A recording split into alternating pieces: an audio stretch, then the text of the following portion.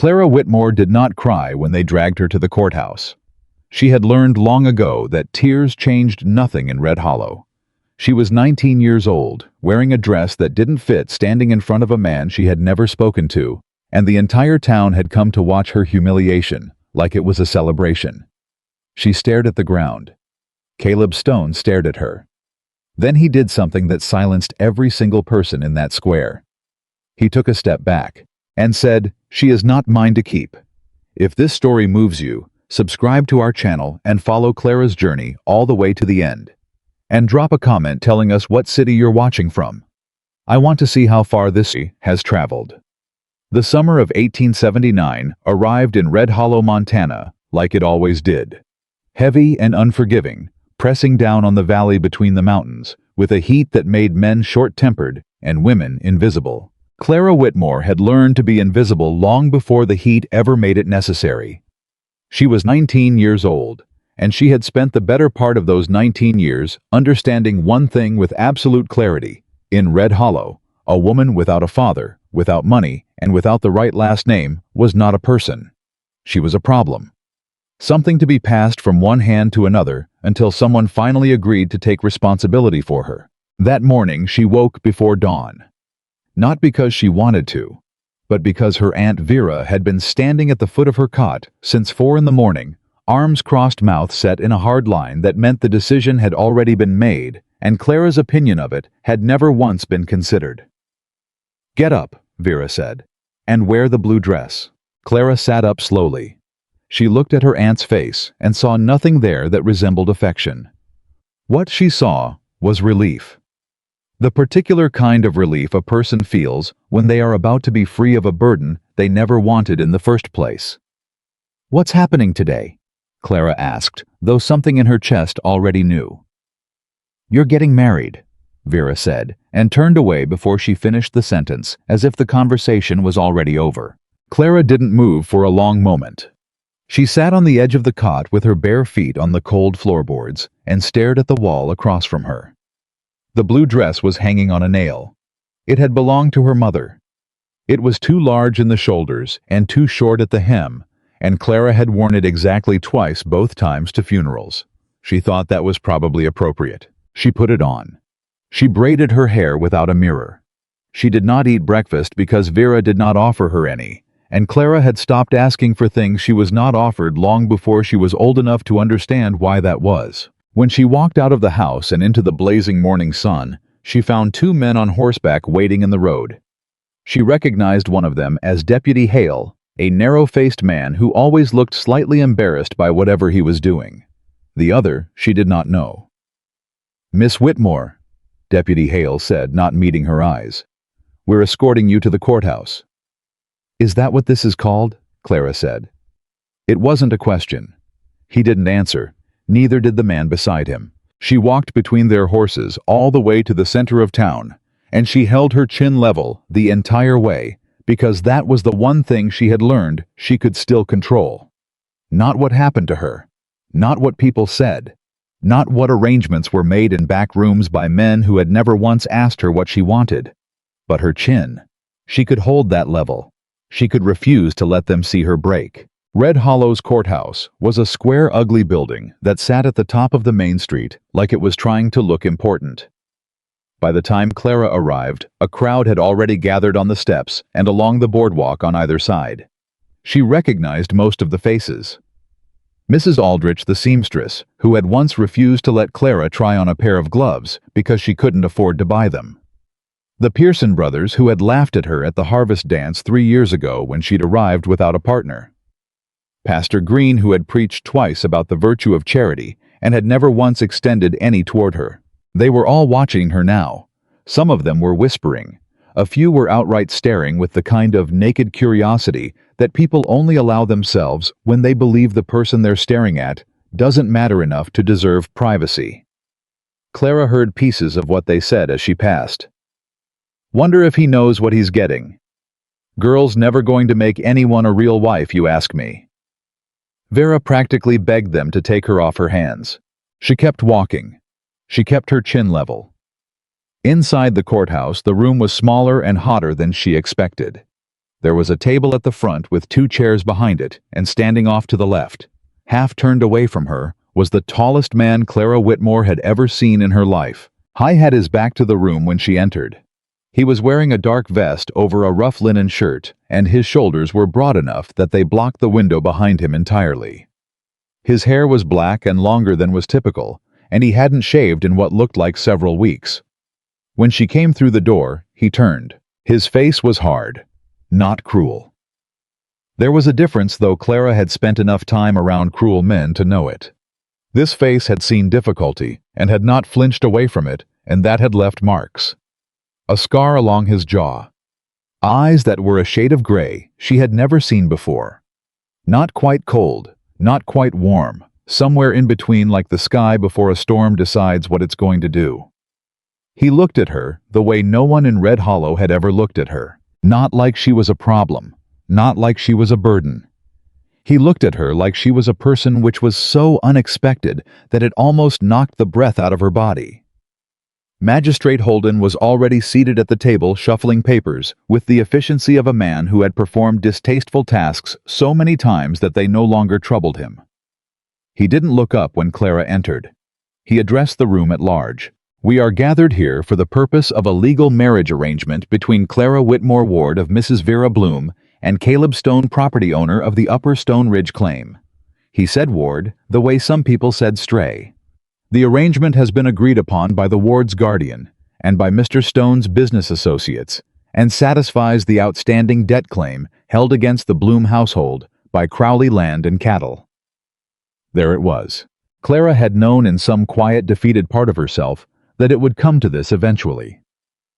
Nathan Crowley had been calling in debts across Red Hollow for 2 years. He had taken the Miller farm. He had taken the blacksmith's tools and his livelihood with them. He had been circling Vera's property for months, and Vera, instead of finding another way, had found a faster one. She had offered Clara. Clara stood in the center of the room and breathed very carefully and did not let her hands shake. Magistrate Holden looked up from his papers and nodded toward Caleb Stone. "Mr. Stone, you've reviewed the terms." Caleb Stone had not stopped looking at Clara since she walked through the door. When Holden spoke, he didn't look at him immediately. He took a beat longer than was comfortable. Then he said in a voice that was low and even and completely without inflection, "I've reviewed them, and you agree to the terms as stated." There was a pause. It was the kind of pause that has weight to it. The kind that makes everyone in a room hold their breath without quite knowing why. Caleb Stone turned his gaze from Clara to the magistrate. "Before I agree to anything," he said, "I want to ask her something." Magistrate Holden blinked. "I beg your pardon. The woman." Caleb nodded once in Clara's direction. "I want to ask her something first." The room made a noise. Not quite a murmur, not quite a gasp, something in between. Deputy Hale, standing near the door, shifted his weight. Vera, seated in the back of the room with her hands folded tightly in her lap, went very still. Holden said slowly, "That is not the customary." "I didn't ask what was customary," Caleb said. He said it without heat, without aggression. He said it the way a man says something he means completely and has no intention of arguing about. The magistrate closed his mouth. Caleb Stone crossed the room. He moved unhurried, the way a man moves when he has spent years in the wilderness and has learned that panic serves no purpose and patience is the only currency that never runs out. He stopped in front of Clara and looked down at her. She was not a short woman, but he was considerably taller, and when he spoke, he kept his voice low enough that it was meant only for her. "Miss Whitmore," he said.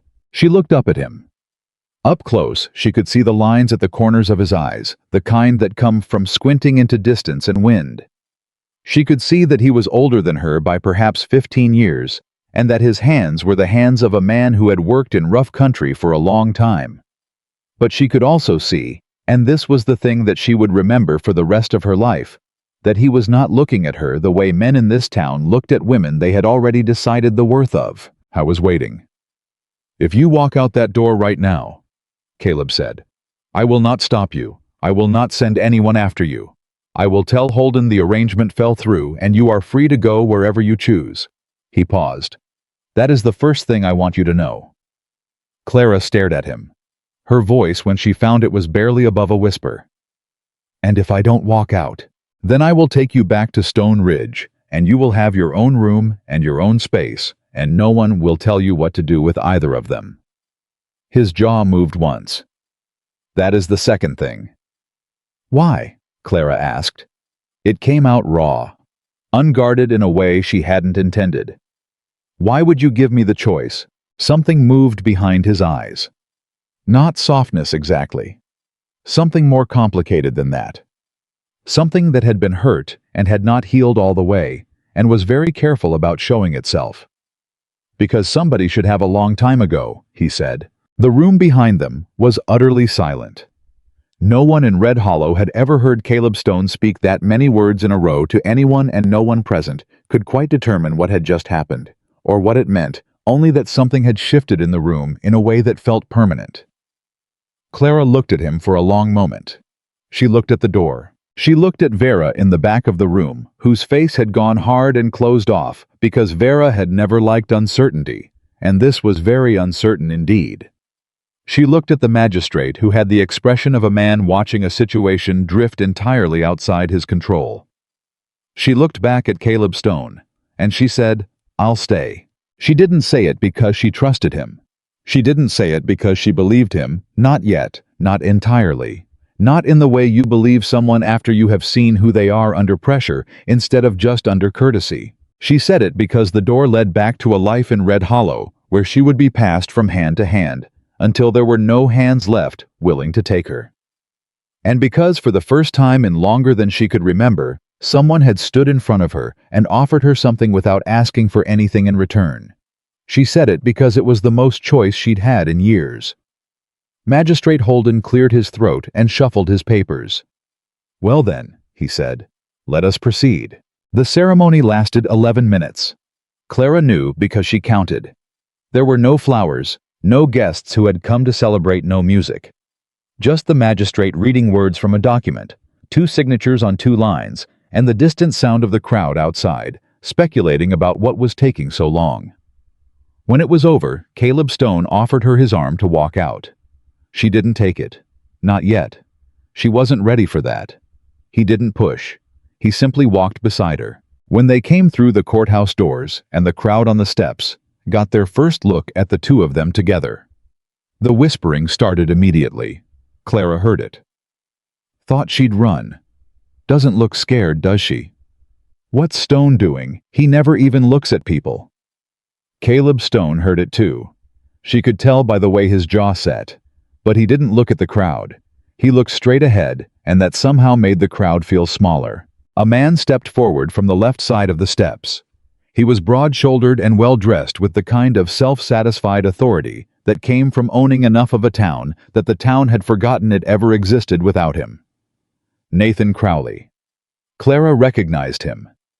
Everyone in Red Hollow recognized Nathan Crowley, the way they recognized bad weather, by the feeling that came before him. He stopped in front of Caleb with a wide, practiced smile. "Caleb," he said, "glad it all worked out. Knew you'd come around eventually." Caleb looked at him. "I didn't come around to anything," he said. "The debt is settled. We're done." Crowley's smile tightened at the corners. "Of course." He glanced at Clara with the kind of dismissive sweep that took in everything about her and valued none of it. "Good luck to you, miss." Clara met his gaze. She didn't smile. "Thank you," she said in a tone that made it clear she did not mean it. Something flickered in Crowley's eyes. Not respect, not yet, but awareness. The recognition that this woman was not going to be as manageable as advertised. He stepped back. Caleb's horse was tied at the post at the end of the street, along with a second smaller roan mare that Clara had not seen before. She stopped when she saw it. "Is that for you?" Caleb said. He untied both horses and handed her the roan's reins. "If you can ride." "I can ride," she said. "Good." He swung up onto his own horse with the easy efficiency of a man who had been on horseback most of his life. He didn't look back at the crowd. He didn't make a show of anything. He just sat up there in the afternoon sun and waited. Clara put her foot in the stirrup and pulled herself up. The blue dress was absolutely wrong for riding, and she knew she looked ridiculous, and she did not care even slightly, because she was leaving Red Hollow behind her on a horse that was hers, and that was more than she had walked in with. As they rode out of town, she heard Mrs. Aldrich call out from the boardwalk, sharp and carrying. "She won't last 6 months up on that mountain." Clara did not look back, but behind her she heard Caleb Stone say quietly to no one in particular, "She'll last a lot longer than that." The ride out of Red Hollow took most of the afternoon. The mountain road climbed quickly from the flat valley floor into the pines, and the heat that had been suffocating down in the town began to ease as they gained elevation. Clara had been up in the foothills before on foot foraging in the summers when Vera's pantry ran low, but she had never been this far. The road thinned to a trail, and the trail wound between stands of old-growth pines so thick the light came through in pieces. Caleb rode ahead of her. Not far ahead, close enough that she could see him, close enough that if something had gone wrong with her horse or the trail, he would have known. But far enough that she understood he was not going to crowd her. He had not said another word since the edge of town. Clara had 100 questions and no idea which one to ask first, so she asked none of them. She watched the back of his shoulders.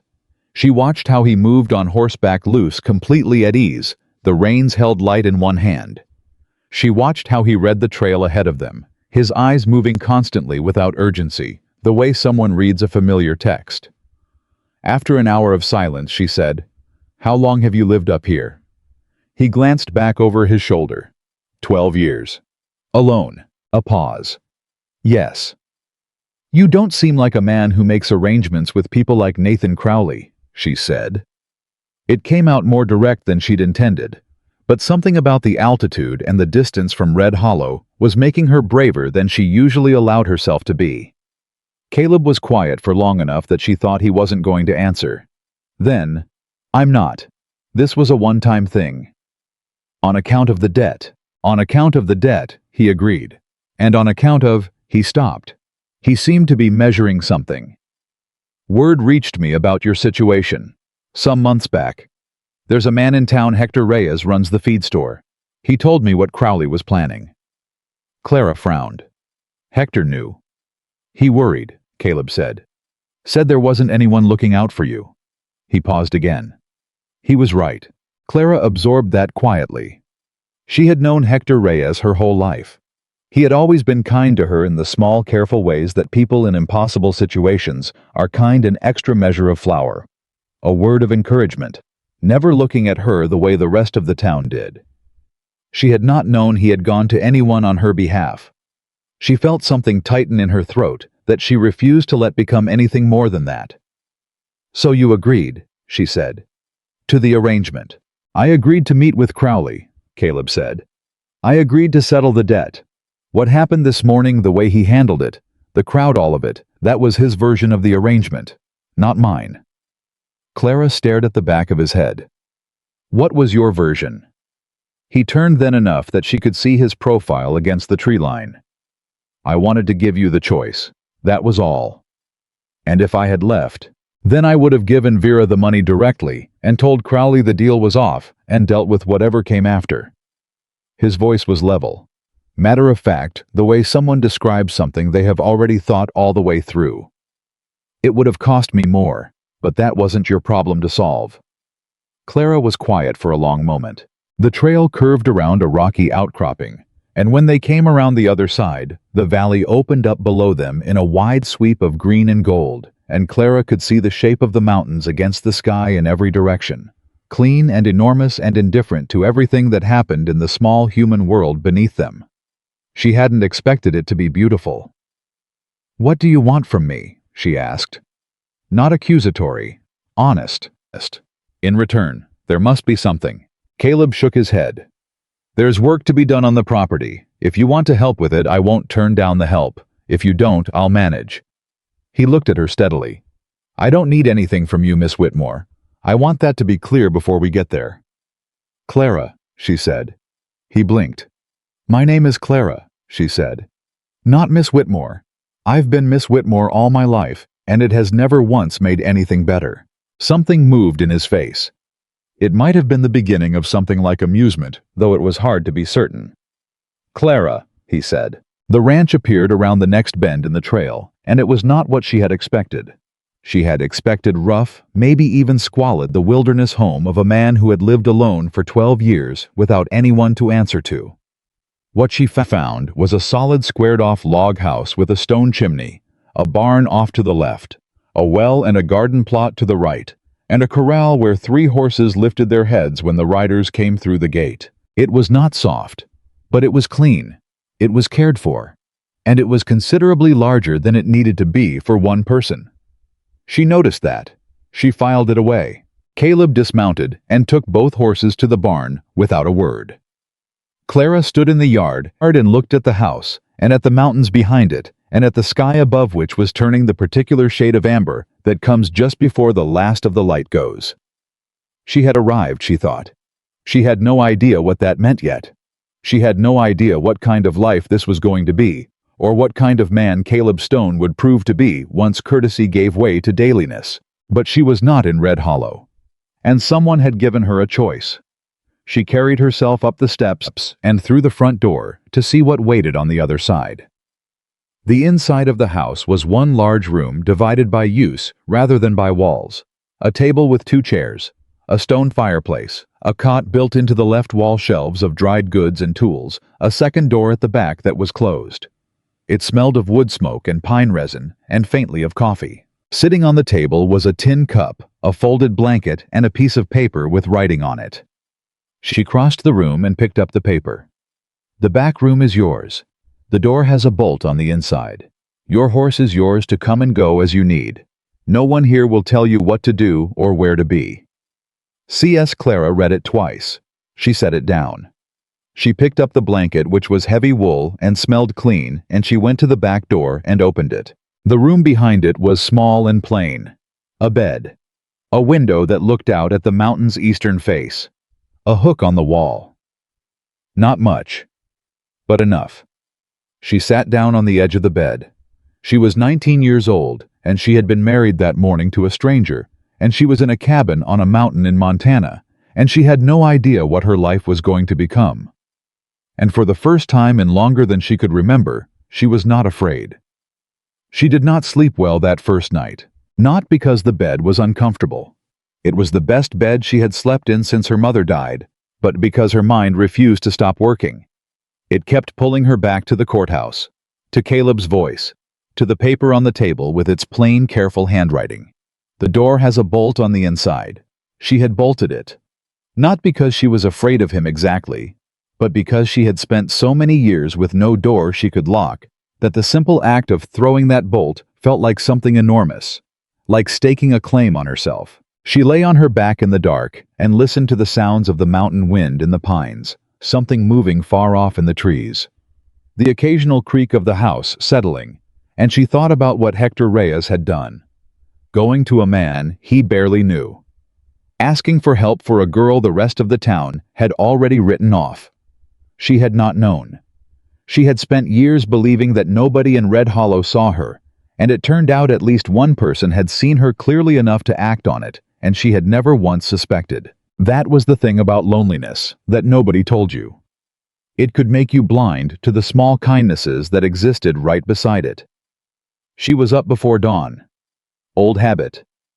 Vera had run a tight household, and sleeping past first light had never been an option. Clara dressed quickly in the dark, unbolted the door, and stepped out into the main room. Caleb was already there. He was seated at the table with a cup of coffee, a worn ledger book open in front of him. He did not look up when she came in, but he said without any preamble, "Coffee's on the stove." She poured a cup and stood near the fireplace and drank it. It was strong. Stronger than anything she'd had in years. Vera had always watered hers down to stretch the supply. "There's bread in the cloth on the shelf," he said, still without looking up. "And eggs if you want them. Chickens are in the coop to the left of the barn." "I know how to get eggs," Clara said. "I know you do," he said. "I'm just telling you where they are." She went and got the eggs. She came back in and found a pan and cooked them over the fire, and she made enough for 2 without thinking about it. And when she set a plate beside his ledger, He looked up then briefly with an expression she couldn't entirely read. "You didn't have to do that," he said.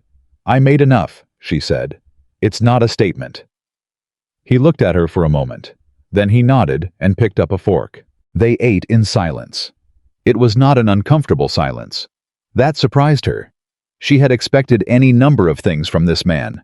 Severity demands the slow revelation of expectations she had not been warned about. What she got instead was simply a person eating breakfast across a table from her turning pages in a ledger, occasionally writing something in the margin with a short, blunt pencil. After a while she said, "What's the ledger?" "Property records," he said. "Fence lines, water claims, timber rights." He paused. "Crowley has been pushing on my eastern boundary for 2 seasons. I'm documenting everything." Clara looked at the ledger. "He wants your land." "He wants all the land," Caleb said. "Mine is just next on the list." She absorbed that. "Is that why he set up the debt arrangement with Vera?" Caleb set the pencil down. He looked at her directly, and she recognized by now that this was not something he did casually. When Caleb Stone looked at you straight on, it meant he was about to say something he had decided was worth saying. "Partly," he said. "He needed me obligated to him. He figured a man with a wife and a debt is easier to pressure than a man with neither." A pause. "He miscalculated." "On which part?" "Both," he said. Clara wrapped her hands around the coffee cup and looked at the fire. "He's going to cause trouble." "He always causes trouble," Caleb said. "That's the only thing he knows how to do well." She nodded slowly. Then she said, "What do you need done today?" He blinked. It was a small movement, barely visible, but she caught it. She was already learning to read the small movements. "The east fence line needs checking," he said. 3 miles of it. I've been meaning to get to it for a week. I can ride that with you." "It's rough country." "I said I can ride." He looked at her for a moment with that measuring expression she was beginning to recognize as his version of reconsidering something. Then he said, "We leave in an hour." The fence line took the better part of the day, and by the time they came back down the eastern ridge, as the afternoon shadows stretched long across the mountain, Clara understood several things she had not understood that morning. She understood that the land Caleb was protecting was not just property. It was a living thing he had spent 12 years building into something, the water system he had dug himself. The meadow he had cleared and seeded, the stands of timber he had managed carefully enough that they would still be standing in 100 years. She understood riding that line that she was looking at 12 years of a man's life. She understood also that he was good company. Not in the way of a man who fills silences with noise, in the way of a man who says the right thing at the right moment and otherwise lets the world speak for itself. At the furthest point of the eastern fence, they found 3 posts pulled clean out of the ground. Caleb dismounted and crouched down beside the nearest post. He examined the ground around it without touching anything for a long moment. "Pulled," he said. "Not rotted, not knocked by an animal." He looked up at her. "Somebody came up here and did this by hand." Clara's stomach tightened. "Crowley. His men." Caleb stood. His voice hadn't changed, still level, still even, but something had gone hard behind his eyes. "He's testing how fast I notice." "And how fast do you—" "Fast enough," he said. He reset the posts himself, driving them back into the ground with a force that said more about his state of mind than his face did.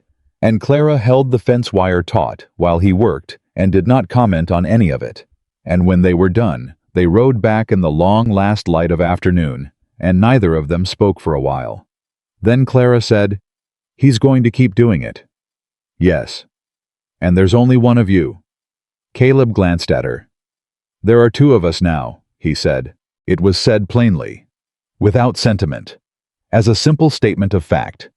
But it landed in Clara's chest with a weight she hadn't expected, and she spent the rest of the ride back, turning it over in her mind, examining it from different angles, trying to understand why it felt so different from every other time in her life, when she had technically been counted among a number of people. That night after supper, she found him on the porch. He was sitting on the top step with a cup of coffee cooling in his hands, looking out at the dark shape of the mountains against a sky full of stars.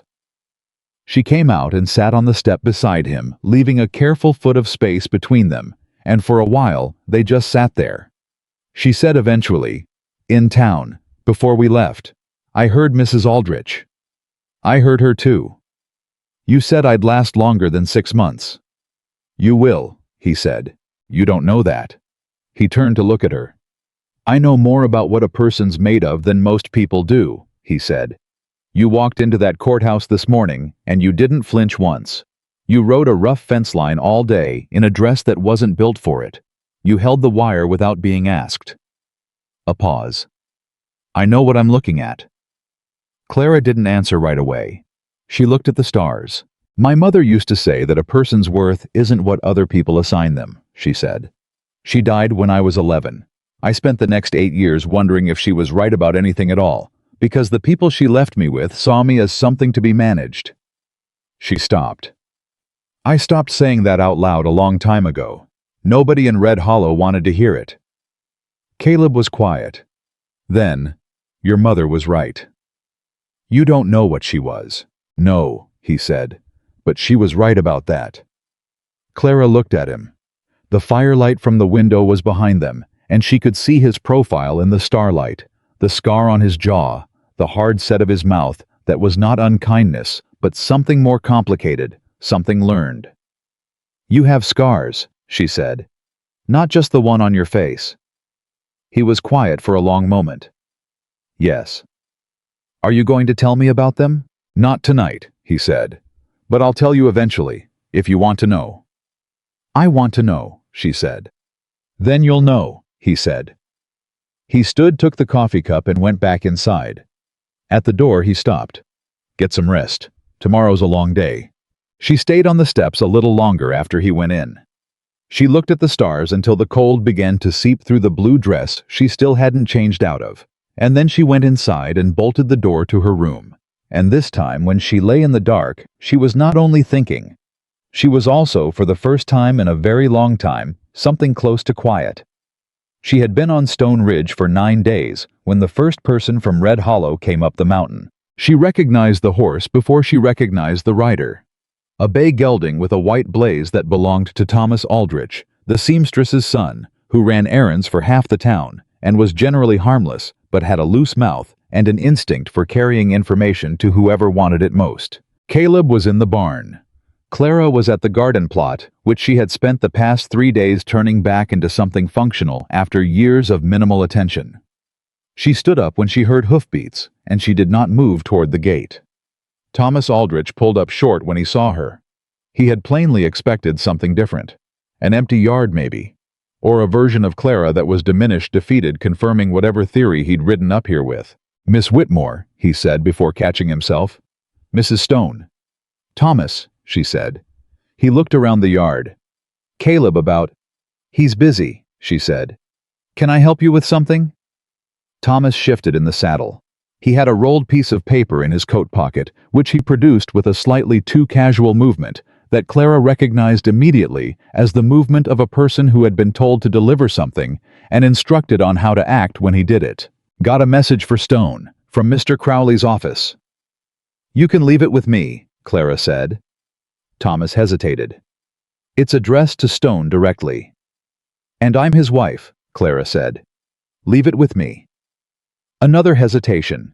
Then Thomas handed it over. The way a man hands something over when he knows arguing will only make him look worse, and he turned his horse and headed back down the trail without another word. Clara waited until she could no longer hear hoofbeats before she unrolled the paper. It was a legal notice. Formal language, official letterhead, Crowley's attorney's name across the top.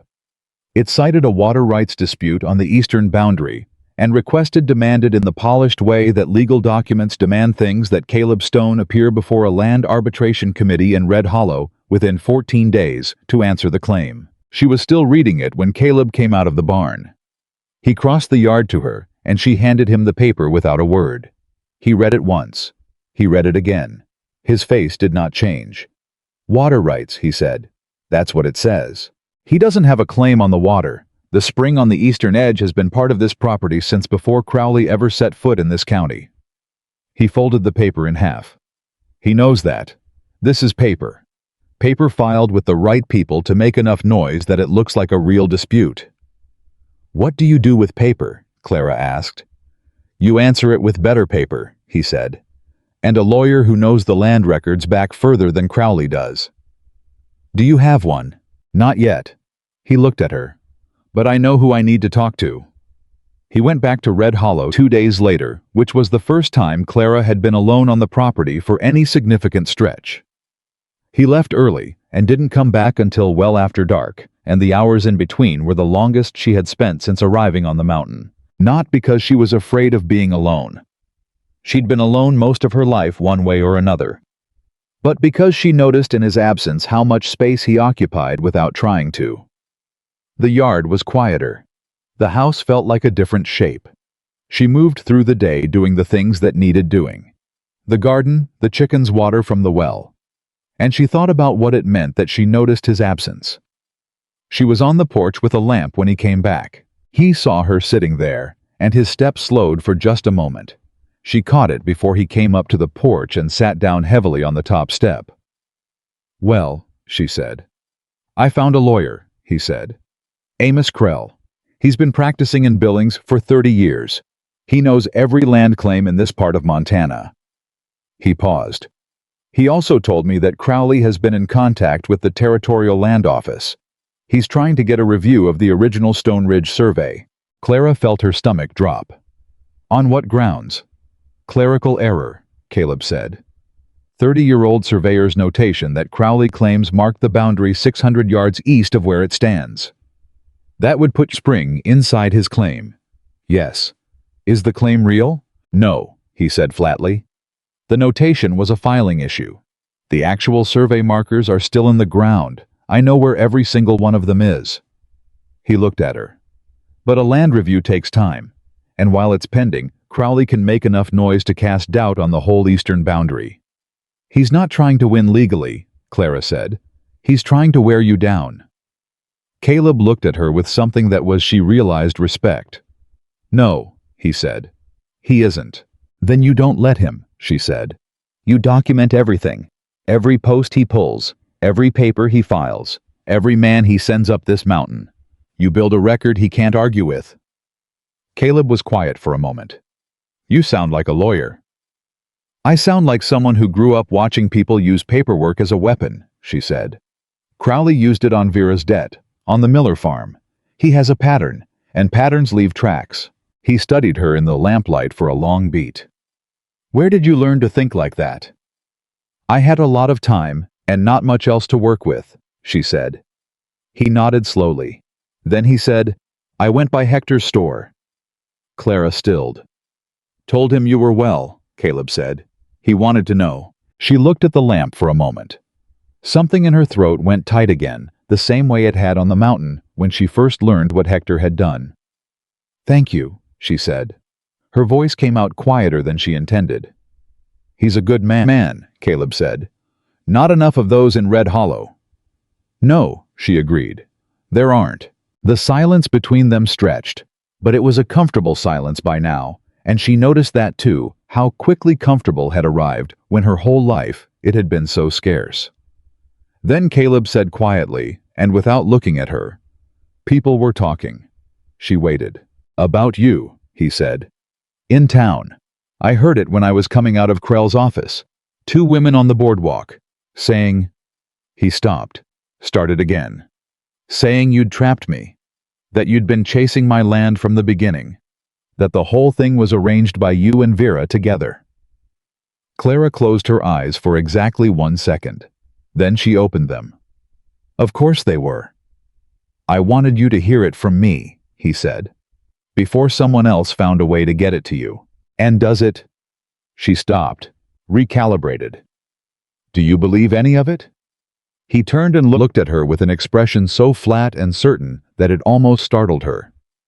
No, he said. I don't. She exhaled. All right. But you need to know it's out there, he said. Because it won't stop, and I'd rather you be ready for it than blindsided. She nodded. She was already turning it over, thinking about what it would mean when it escalated, and it would escalate because it always did. Because people who wanted to push someone out found every angle that was available to them, and pushed on all of them simultaneously. "Let them talk," she said finally. "I've been the subject of Red Hollow's talk my whole life. I know how to outlast it." He looked at her for a long, still moment. Then something in his face shifted, not much barely visible, and he said, "Good." It was 2 mornings after that when Clara went into the barn to feed the horses and found Caleb sitting on the ground in the far corner back against the wall, his hands between his knees looking at nothing. She stopped in the doorway. She had seen a lot of versions of a person sitting like that, and she recognized this one. It was not sickness. It was not anger. It was the particular way a person sits when something heavy has come back up to the surface, and they are waiting very still for it to pass. She did not say anything right away. She went to the first stall and filled the feed trough the way she had every morning for 9 days, and moved on to the second, and she let the sounds of the barn do what they do. The horses shifting the hay, rustling the small ordinary noises that exist completely outside of human trouble. When she got to the third stall, the one closest to where he was sitting, she said without looking at him, "You don't have to talk." A pause. "I know. But if you want to," she said, "I'm not going anywhere." Another pause longer. "My wife," he said. "My first one. We don't have to. I'm not asking you to care about this." "I'm already listening," she said. She filled the third trough and leaned on the stall rail with her back to him, which she had learned was sometimes the easier angle for things that were hard to say to someone's face. I was quiet for a moment. "Her name was Rose. She died 7 years ago, in the winter. Fever." A pause that had weight in it. "I was 3 days right away when it happened. Didn't know until I got back." Clara stayed very still. "I came back and the house was empty, and she was already buried," he said. His voice was steady, but it was the steadiness of something that had been held under pressure for a very long time. "I didn't leave this mountain for 2 years after that." "Is that why you live alone?" Clara asked. "Partly," he said. "And partly because I thought—" He stopped. "I thought being alone meant I couldn't lose anything else." Clara turned then slowly and looked at him. He was still looking at the ground between his hands. "That's not how loss works," she said. "No," he said. "It isn't. You've been carrying that up here by yourself for 7 years. He looked up at her then. His face was not broken. This man did not break easily. She already understood that about him. But it was open in a way she suspected very few people ever saw it. "I told Hector once," he said. "That's the only other person who knows." Clara held his gaze for a moment. Then she said, "Thank you for telling me." He nodded once. He stood up with the deliberate movement of a man gathering himself back into the shape the day needed him to take, and he picked up the feed scoop and finished the last 2 stalls himself without another word. But as he passed her on his way back toward the barn door, he stopped. He didn't face her fully. He looked forward, and she looked at the side of his face. "I want you to know something," he said. "All right. I'm not carrying this alone anymore," he said. I want you to understand, that's not nothing to me." He walked out into the morning before she could answer. Clara stood in the barn with the smell of hay and horses around her, and the sounds of the mountain coming in through the open door, and she thought that there was something happening here that she had no previous experience to prepare her for. Not rescue. She did not need rescue. Not dependence. She did not want to be dependent. Something else. Something that she did not have a clean word for yet, but that lived in the space between 2 people who had both been alone in the particular way that comes from being unseen, and who were very carefully and very slowly beginning to see each other. She straightened her shoulders. She picked up the empty water bucket. She went out to start the day. She was 3 weeks in when Red Hollow stopped being a distant problem and started being a present one. She had ridden down to the base of the mountain to collect the mail, a task Caleb had added to her routine without ceremony, simply by telling her the pickup schedule and handing her the saddlebag, and she was coming back up the lower trail when she heard riders behind her, 2 of them coming fast. She did not stop. She kept her horse at the same pace and listened to the sound of them closing behind her. The first one drew up alongside her. He was a young man she didn't recognize, wide in the shoulders, wearing a vest with Crowley's cattle brand stitched on the pocket. He grinned at her with the particular grin of a man who has been told he can get away with something. "Mrs. Stone," he said, drawing the name out like it was something funny. Clara kept writing. "Mr. Crowley sends his regards," the young man said. "He wanted me to pass on a friendly suggestion, that a woman living up on Stone Ridge all that way from town, it ain't natural, ain't safe either." He paused. "People have accidents up on this mountain all the time." Clara stopped her horse. She turned and looked at him with a steadiness that she had spent 19 years developing, and she said in a voice that could have cut glass, "Is that a threat?" The young man's grin held, but something shifted behind his eyes. He hadn't expected that tone. He'd expected fear. "Just a friendly observation," he said. "Then observe this," Clara said. "Caleb Stone has been in this county for 12 years, and Nathan Crowley has been circling him for 2, and the mountain is still Caleb's. Whatever Crowley told you to do up here, you should ask yourself how it went for the last person he sent up." She turned her horse back toward the trail. "And tell your employer that I've been noting dates and descriptions. Every incident, every visit, every pulled fence post." She looked back at him over her shoulder. Paper cuts both ways. She rode up the mountain without looking back. Her hands did not shake until she was through the gate. She was in the yard, unsaddling her horse, breathing carefully through her nose, when Caleb came out of the house. He looked at her face and read it instantly. "What happened?" she told him, straight through without embellishment. When she finished, his face was very still. Not the stillness of a man who is calm. The stillness of a man who is controlling something with considerable effort. "2 of them," he said. "Yes." "Crowley's brand on the vest?" "Yes." He was quiet for 5 full seconds. Clara counted. "Are you all right?" he asked. "I'm fine," she said. And then, because it was true, I wasn't afraid of them. Something moved across his face that she was starting to learn to read. It was the thing that happened when she did something that surprised him in a way he hadn't prepared himself for. He didn't let it stay on his face long, but it was there. "I know you weren't," he said. "I told them I've been keeping records," she said.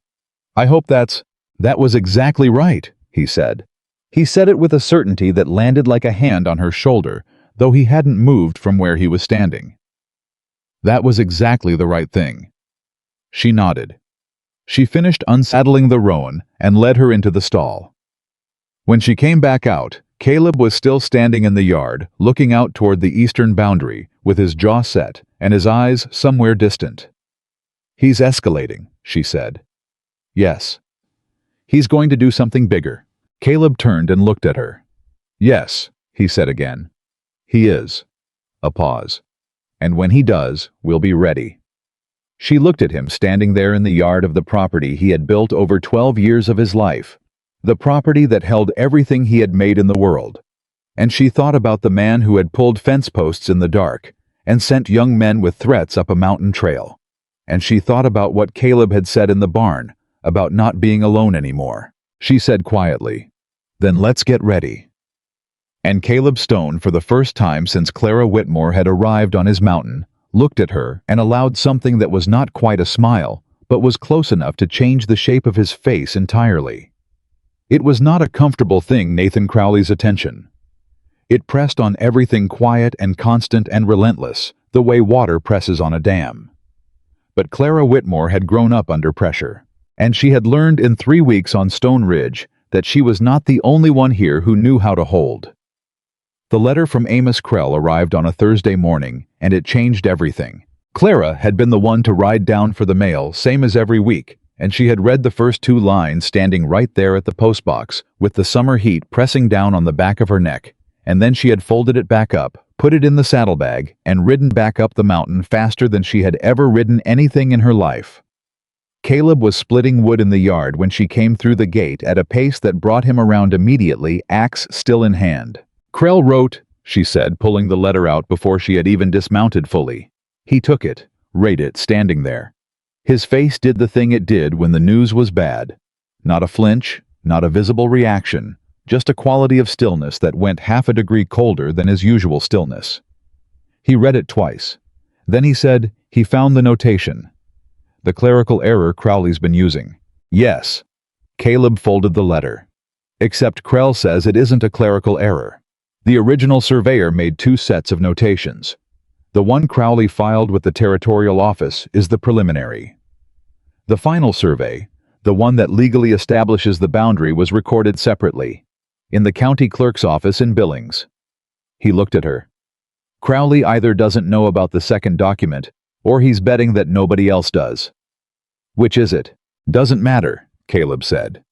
Either way, Krell can pull the final survey and file it as a counter-record before the Land Review Board convenes. He paused. But there's a problem. Clara waited. The review board meets in 3 weeks, he said. Krell needs to travel to Billings, locate the record, have it certified, and file it with the board before the hearing date. That's a tight window.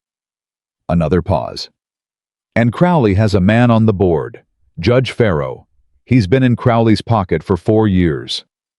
Can Krell get around him? If the document is certified and filed correctly, Farrow can't suppress it without exposing himself, Caleb said.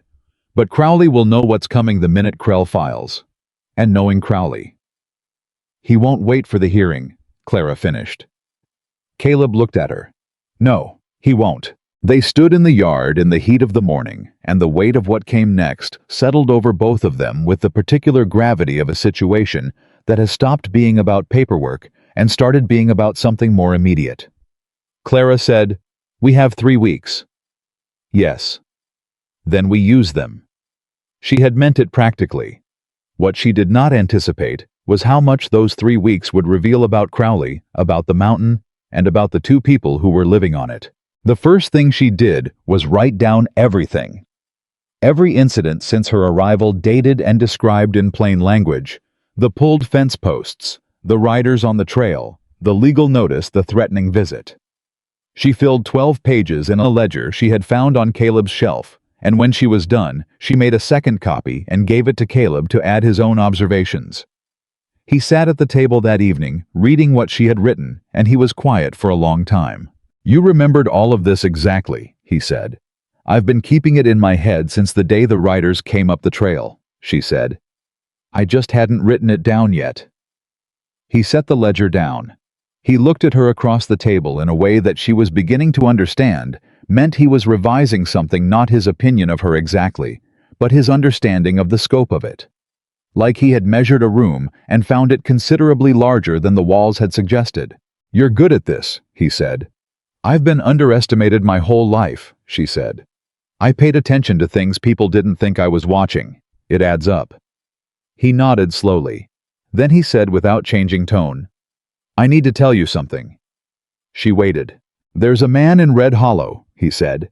"Works as a clerk in the land office. His name is Gerald Webb.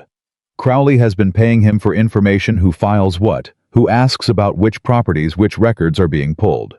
Krell told me." He paused. "Which means the moment Krell requests the Billings record, Webb may find out and pass it to Crowley."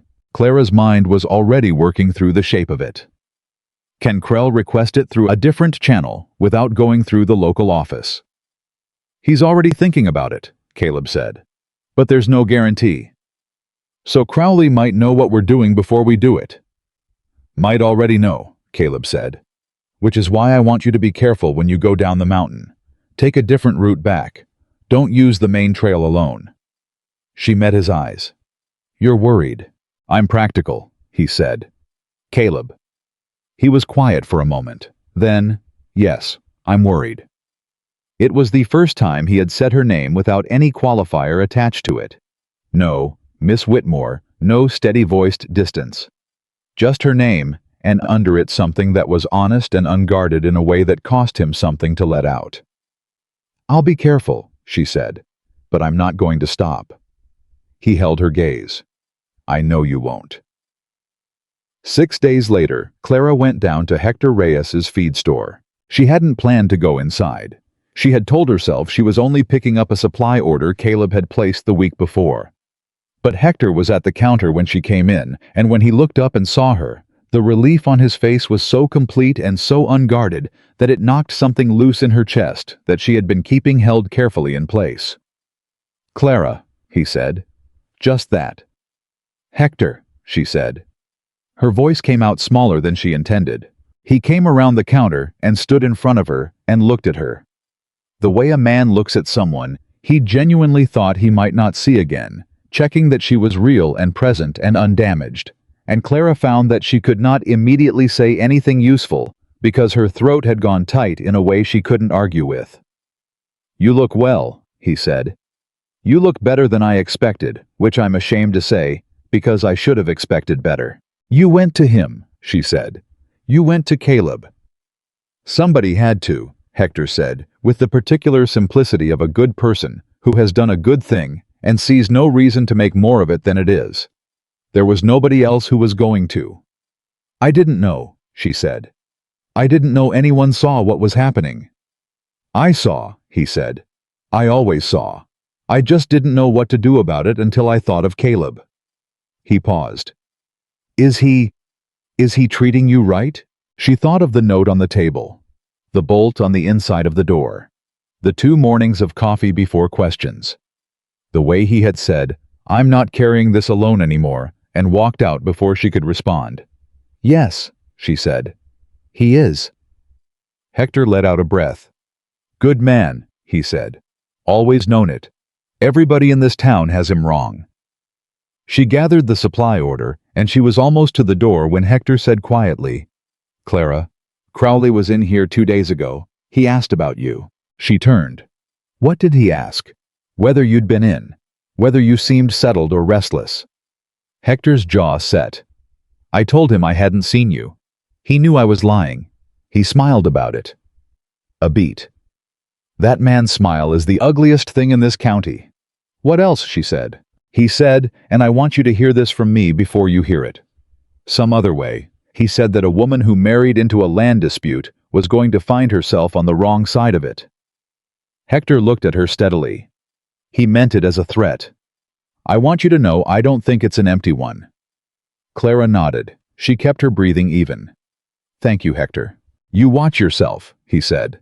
"And you tell Caleb Stone that Hector Reyes says hello, and that if he needs anything from this store, it's his at cost, anytime." She carried that back up the mountain and set it down in front of Caleb that evening without preamble. "Crowley came to Hector," she said. "He's watching my movements." Caleb did not look surprised. He looked settled in a way that meant he had already considered this possibility and had been waiting for the confirmation. "What did he say to Hector?" "That I'd find myself on the wrong side of the land dispute." She sat down across from him. "He's not just going after the property anymore. He's trying to isolate us, make us look like a problem the town should want resolved." "He's done it before," Caleb said. "It's how he took the Miller farm, made it look like Len Miller was the troublemaker, not him." By the time the county got involved, most of Red Hollow was on Crowley's side. "Then we don't let him write that story," Clara said.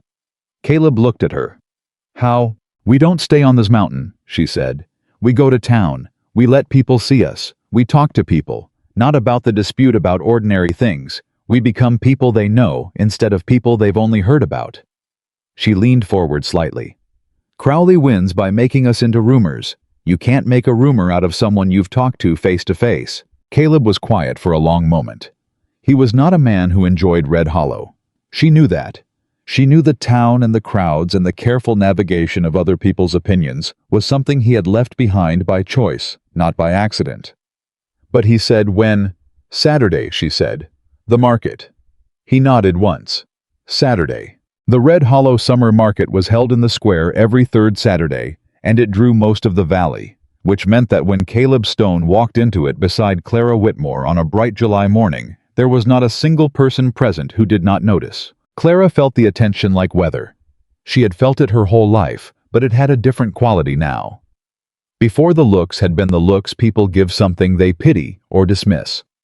Now they were something more complicated, uncertain, recalibrating, trying to determine what to make of a situation they had already decided on and were now being forced to revise. Caleb walked beside her with his hat level and his shoulders straight and his face wearing its usual expression of absolute equanimity, and he nodded at people when they looked at him, which was something Clara suspected he did not typically bother to do. The first person to speak to them was Margaret Delaney, who ran the dry goods stall and had 3 daughters and a practical streak a mile wide.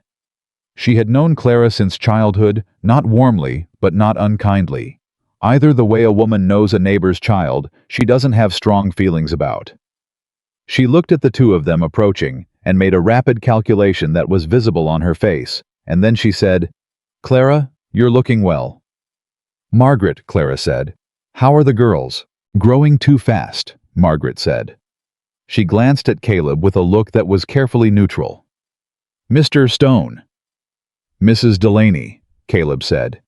He removed his hat briefly, which was such an unexpected gesture that Margaret blinked. "I hear you're up on the ridge," Margaret said to Clara, in the tone of a woman gathering information she considers herself entitled to. "We are," Clara said. "Lot of land up there." "Enough," Clara said. "The garden's coming along. I've been expanding it."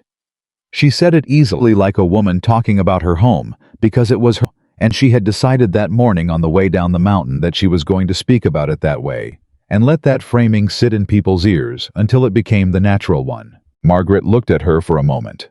Then something shifted in her expression. Some calculation completed, some verdict revised. "If you need seed stock for the late planting, I have extra. Better price than the feed store." "I'd appreciate that," Clara said. They moved on through the market, and the pattern repeated itself with small variations. Some people were warm. Some were awkward, trying to reconcile the story they had built about Clara Whitmore with the woman standing in front of them, who was clearly not performing distress. Some were pointedly absent. She noticed the Aldrich women on the far side of the square watching, but not approaching. And then Nathan Crowley appeared. He came from the direction of the bank, which he part-owned, wearing his good coat, despite the heat, and he moved through the market with the ease of a man who believes the space he occupies belongs to him by right. He saw Clara and Caleb from 20 feet away, and did not change his pace or his expression, which told Clara that this was not accidental. He had known they would be here. He stopped in front of them. "Caleb," he said. "Didn't expect to see you down from the mountain." "Here I am," Caleb said. His voice was level. His hands were still. Crowley's eyes moved to Clara with the same dismissive sweep she remembered from the courthouse steps, but there was something else in it now. An assessment. A man recalculating. "Mrs. Stone, how are you finding mountain life?" "Very well," Clara said. "I've been expanding the garden. The eastern meadow has good soil." Something moved in Crowley's eyes at the word eastern. She had put it there deliberately. "Glad to hear it," he said, and his voice was still smooth, still pleasant. "Though I imagine it can be uncertain. Living up there, so far from town, so much that can go wrong." He let that sit for exactly one beat. Property disputes, survey disagreements, the kind of legal complications that can drag on for years. "Legal complications get resolved with documentation," Caleb said. "Which I have." "Do you?" Crowley said. "Because from what I understand, the boundary question is still open." "The final survey record is not open," Caleb said. "Amos Krell has located it." The change in Crowley's face was small. A micro-shift in the muscles around his jaw. A half-second of something that was not quite surprise, but was close enough to it. He recovered immediately, but Clara had watched for it, and she had caught it. He hadn't known about the second document. Or he had known, and he had gambled that Krell wouldn't find it in time. "Well," Crowley said with a smile that had gone slightly thinner, "I'm sure the board will evaluate everything thoroughly." "I'm counting on it," Caleb said. Crowley looked at Clara one more time, a long, measuring look that was meant to be unsettling, and that she met without blinking, and then he turned and walked away through the market the same way he had come. Clara waited until he was out of earshot. Then she said quietly, "He didn't know about the final survey." "No," Caleb said. "He didn't." "Which means his whole case at the review board just collapsed." "Which means," Caleb said in the same quiet voice, "he's going to try something before the board convenes." She looked at him. "How long do we have?" "Days," he said. "Maybe less." They rode back up the mountain that afternoon, in a silence that was not comfortable because it was occupied by the specific weight of knowing something is coming, and not knowing precisely what shape it will take when it arrives. Clara was turning it over and over in her mind, the micro-shift in Crowley's jaw, the thinning of his smile, the particular quality of a man who has just discovered that his plan has a gap in it and is already working around to the alternative. A man like Crowley did not have only one plan. She said it aloud when they were halfway up. He has a contingency. Caleb didn't look back. Yes. The legal case was the clean version. The contingency won't be clean. No. Then we needed to be ready for something we can't document, she said. Something that happens fast in the dark where paperwork doesn't help. He pulled his horse to a stop on the trail and turned in the saddle to look at her fully. It was not a long look, but it was a complete one, the kind that takes in everything available. "What are you thinking?" he said. "I'm thinking he comes for something he can't get in court," she said. "The spring, the barn, something he can damage faster than you can recover." She met his eyes. "I'm thinking we don't sleep easy for the next week." He held her gaze for 3 full seconds. Then he said, "No, we don't."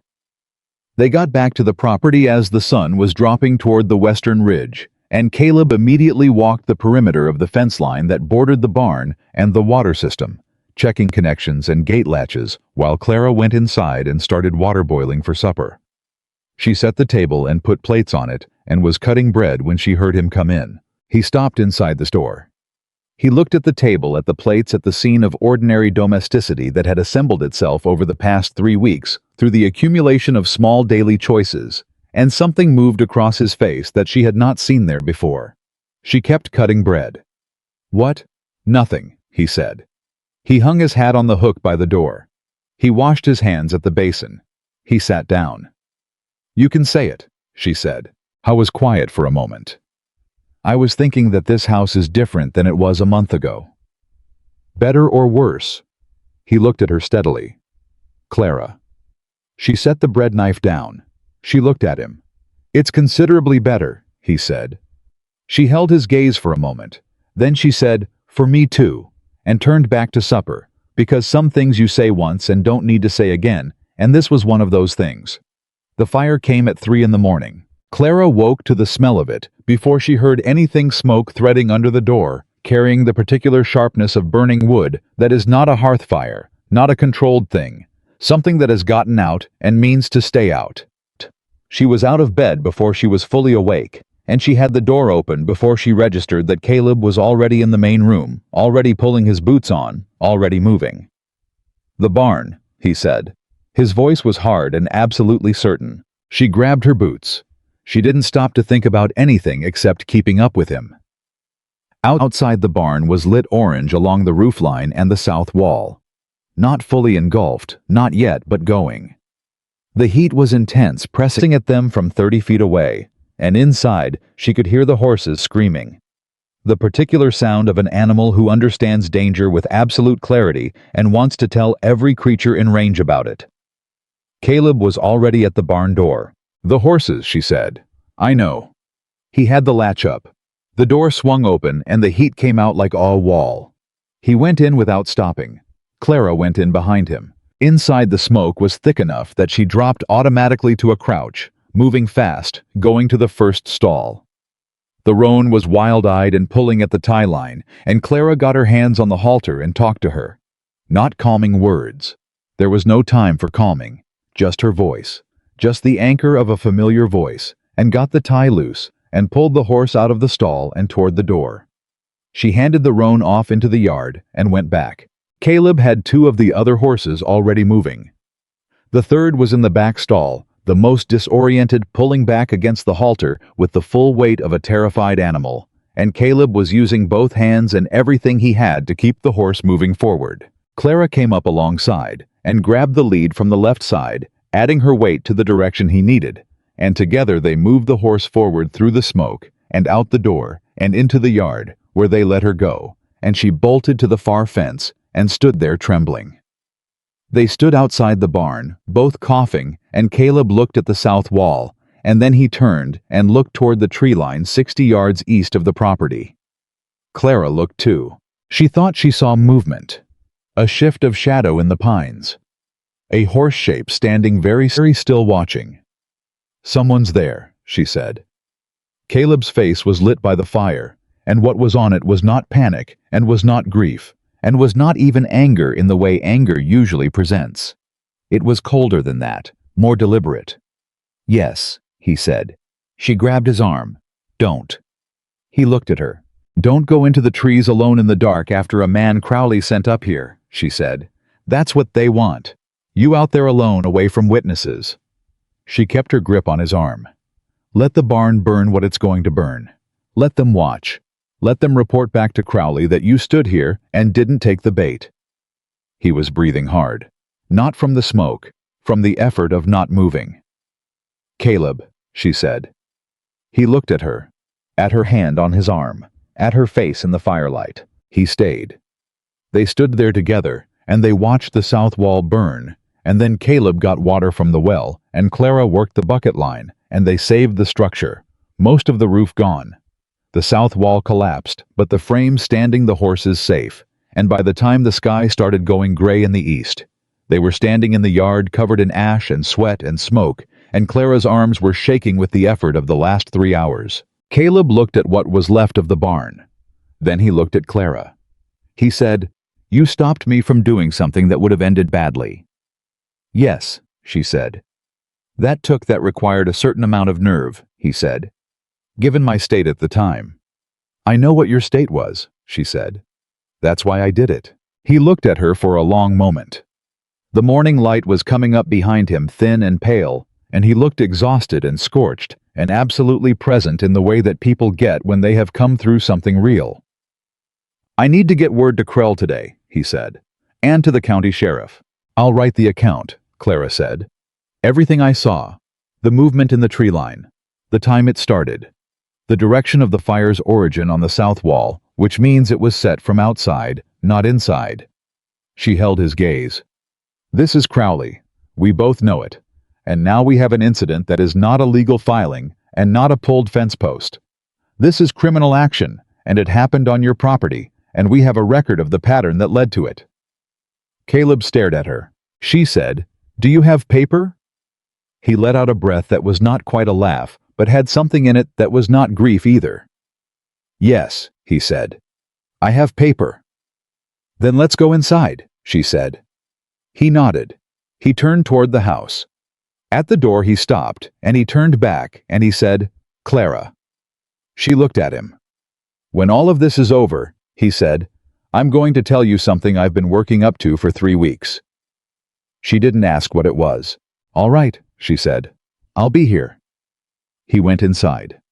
Clara stood in the yard for one more moment looking at what was left of the barn against the pale morning sky, at the horses standing quiet at the far fence. Now that the danger had passed, at the smoke still rising in thin threads from the collapsed wall. Crowley had come in the night with fire, and had lost the horses, and had left a trail of evidence that a county sheriff and a circuit court judge were going to find very difficult to overlook. He had meant to frighten them. What he had done instead was make the next step obvious. Clara went inside to get the paper. Clara wrote for 2 hours without stopping. She sat at the table with Caleb's ledger open beside her own cross-referencing dates, pulling every entry she had made since the day the riders came up the trail, and she built the account the way she had always absorbed information methodically, precisely without decoration. Because decoration was what people added when they weren't confident in the facts, and she was entirely confident in these facts because she had been watching and remembering every single one of them. When she was done, she had 7 pages. She pushed them across the table to Caleb, who had been sitting across from her the entire time, working through his own set of records and not speaking, which was one of the things she had come to understand about him. He did not fill silence with noise, and he did not interrupt work with conversation, and those 2 qualities alone put him in a category almost entirely separate from every other person she had spent significant time with. He read through her pages slowly. He read them the way he read fence lines, checking for gaps, looking for anything that didn't hold. When he finished, he set them down and looked at her. "This is thorough," he said. "It's accurate," she said. Thorough is just what accurate looks like when someone actually bothers. He held her gaze for a moment. Then he said, "I'm writing to the sheriff's office in Caldwell this morning. It's a 2-hour ride. I want this on record before Crowley has time to shape the story." "I know," she said. "I'm coming with you." He started to say something. "I'm a witness," she said before he could. "I was in the barn. I saw the movement in the tree line. My account corroborates yours, and it's more complicated for a sheriff to dismiss two consistent witnesses than one." She met his eyes. "And I'm not staying up here alone the morning after someone set our barn on fire." He closed his mouth. He nodded once. "We leave in 20 minutes. The ride to Caldwell was harder than the ride to Red Hollow. The road ran along the edge of the ridge for the first 5 miles and required attention, and they made it without speaking much, both of them moving with the particular focused quiet of people who have something important ahead of them and are saving their energy for it. Sheriff Dale Pruitt was a broad, slow-moving man who had been in office for 11 years and had the expression of someone who had heard most of what the world had to say and had formed opinions about very little of it. He was behind his desk when they came in, and he looked at Caleb Stone with recognition, and at Clara with the recalibrating look she was becoming accustomed to, and he said, "Stone, heard you got married." "I did," Caleb said. "This is Clara. We have an incident to report." Pruitt looked at both of them for a moment. Then he reached for a blank report form. "Sit down, he said. "Tell me what happened." Clara told it. She told it in the same order she had written it, the same precise sequence, and she did not editorialize, and she did not speculate. She only stated what she had seen, and when she had seen it, and when she got to the movement in the tree line, she described it exactly a shape. A horse, stationary watching from the east tree line for approximately 40 seconds before it withdrew, and Pruitt wrote every word down without interrupting. When she finished, Caleb laid the written account on the desk in front of Pruitt. "That's her full documentation," he said. "And here's mine." He set his own pages beside hers. "The barn fire is the latest in a pattern going back 6 weeks. All of it is recorded." Pruitt looked at the pages. He didn't pick them up right away. He looked at Caleb first and said, "You're saying this is Crowley?" "I'm saying the fire started on the south wall set from outside on the same night we attended the Red Hollow Market, and Crowley learned publicly that Amos Krell has located the final survey document that invalidates his land claim." Caleb's voice was even. "I'm not speculating. I'm presenting a sequence of events and letting you draw your conclusion." Pruitt was quiet for a moment. Clara watched him turn things over behind his eyes. He was not a man who moved fast in any direction, but she could see that he was not a stupid man either. He understood what he was looking at. "Crowley has friends in this county," Pruitt said. It was not a defense of Crowley. It was a statement of the landscape. "I know that," Caleb said. "Which is why I'm here this morning instead of next week. I want this dated and entered before anyone has the opportunity to manage what version of events the county hears first." Pruitt picked up the pages. He read through them. He took his time with it, and Clara sat across the desk from him and kept her hands in her lap and her breathing steady, and let him take whatever time he needed, because hurrying a man like Pruitt would only make him feel pressured, and a pressured Pruitt would become an obstacle, and they could not afford obstacles this morning. When he set the pages down, he said, "I'll need to ride up and see the barn." "Come today," Caleb said, "before anyone else does." Pruitt looked at him. A long, measuring look. Then he said, "Give me an hour." They waited outside. The morning was fully arrived now, the summer heat coming up fast, and Clara stood at the rail of the hitching post and looked at the street and thought about the shape of what they were doing, building a structure of fact, layer by layer, each one anchored to the one below, so that by the time anything came to a hearing or a confrontation, the structure was too solid to be knocked over by a single person's word against another's. "He'll come," Caleb said. He was standing beside her close enough that she could hear him without him raising his voice. "I know," she said. "Pruitt is honest, just slow." "Slow is fine," Caleb said. "Slow and honest beats fast and compromised every time." She glanced at him. "You've thought about this a lot." "I've been thinking about it for 2 years, he said.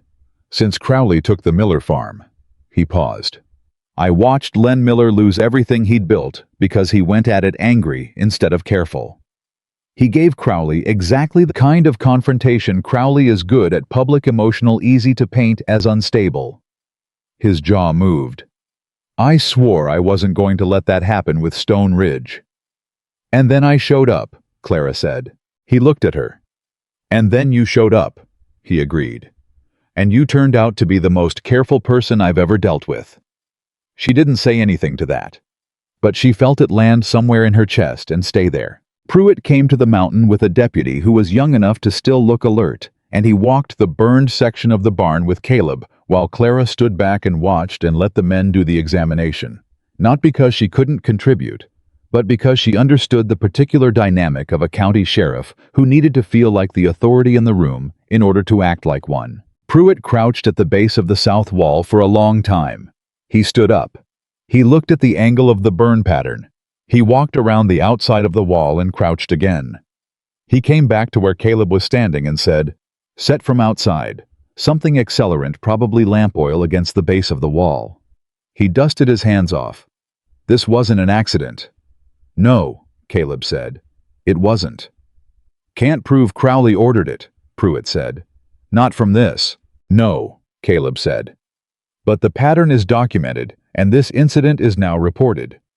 The next time something happens, and there will be a next time, because men like Crowley don't stop at one. It's not a first incident. It's a third and fourth in a series." Pruitt looked at him steadily. "You sound like a lawyer." "I sound like a man who's been paying attention," Caleb said. Pruitt left with his deputy 2 hours later, and Clara and Caleb stood in the yard and watched them ride down the mountain, and when they were gone, Clara let out a breath she had been holding at partial capacity for most of the day. "Good," she said. "Yes," Caleb said. "He believed us." "He believed the burn pattern," Caleb said. "Which is better? Belief is personal. Evidence is structural." She looked at the burned section of the barn. "We need to rebuild." "Yes. I can help with that." He looked at her. "I know you can." She turned to go inside and he said, "Clara." She stopped. "You were right this morning," he said. "About coming. 2 witnesses. The documentation you had ready." He paused. "I would have gone alone and done half the job." She turned to look at him. "You would have done fine." "Not as well," he said. "And I want you to know that I know the difference." She held his gaze for a moment. Then she said, "So do I," and went inside. The letter from Amos Krell arrived 4 days after the barn fire, and it landed in Clara's hands at the post box at the bottom of the mountain, at the same moment that something else was happening that she didn't know about yet. Krell had filed the final survey document. It was certified and entered into the board's record. The hearing was in 10 days, and Krell's letter was confident in a way that legal letters rarely are. He had found in the process of pulling the Billings record not only the final survey, but an additional notation in the original surveyor's log, indicating that the preliminary record had been flagged as superseded. Crowley's attorney had filed the preliminary document knowing it had been flagged, knowing it had been superseded. That was not an oversight. That was fraud.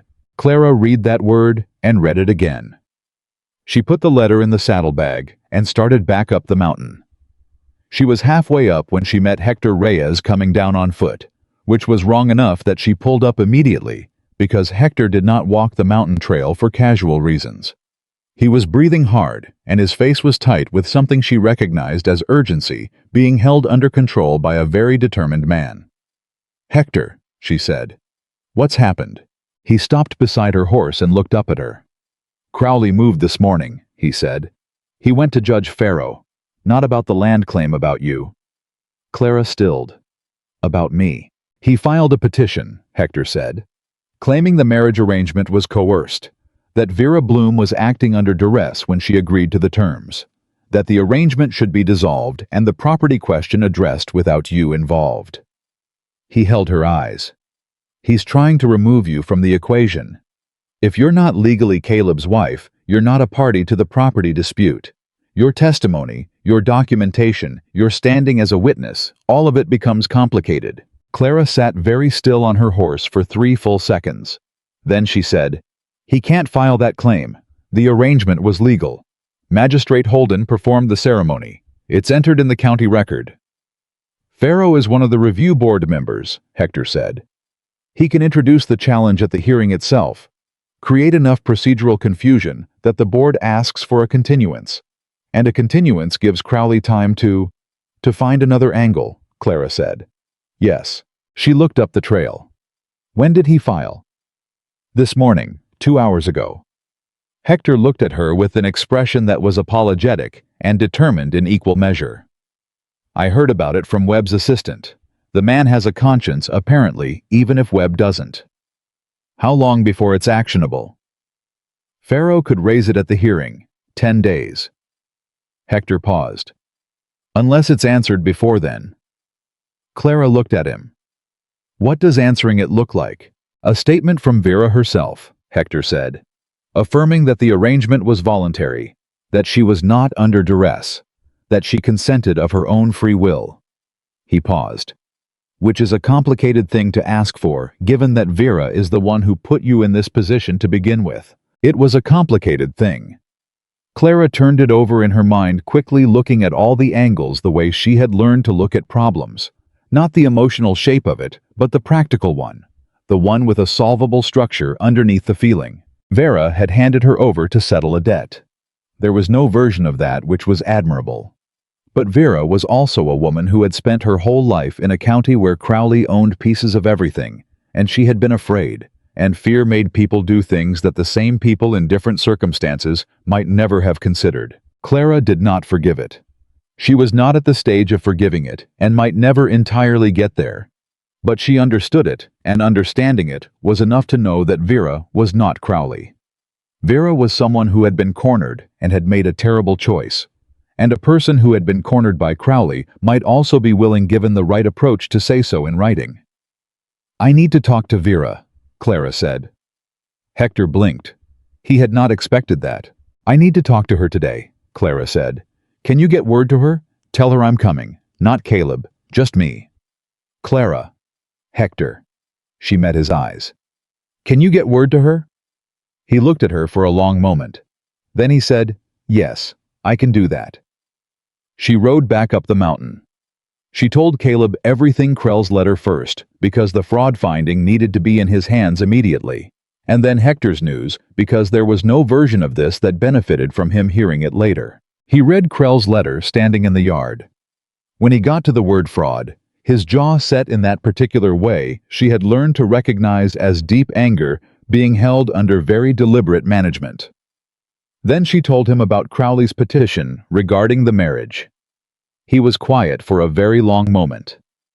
He's trying to remove you, he said. His voice was lower than usual. Yes, because you're the piece of this he didn't anticipate, Caleb said. He expected me to be alone. One man easier to pressure, easier to isolate. He looked at her. He didn't expect you to be what you are. What am I? She said. He looked at her with that full, complete look. Effective, he said, which was not the word she had expected, and which was because of that considerably more significant than a warmer word would have been coming from a different man. I'm going to talk to Vera, she said.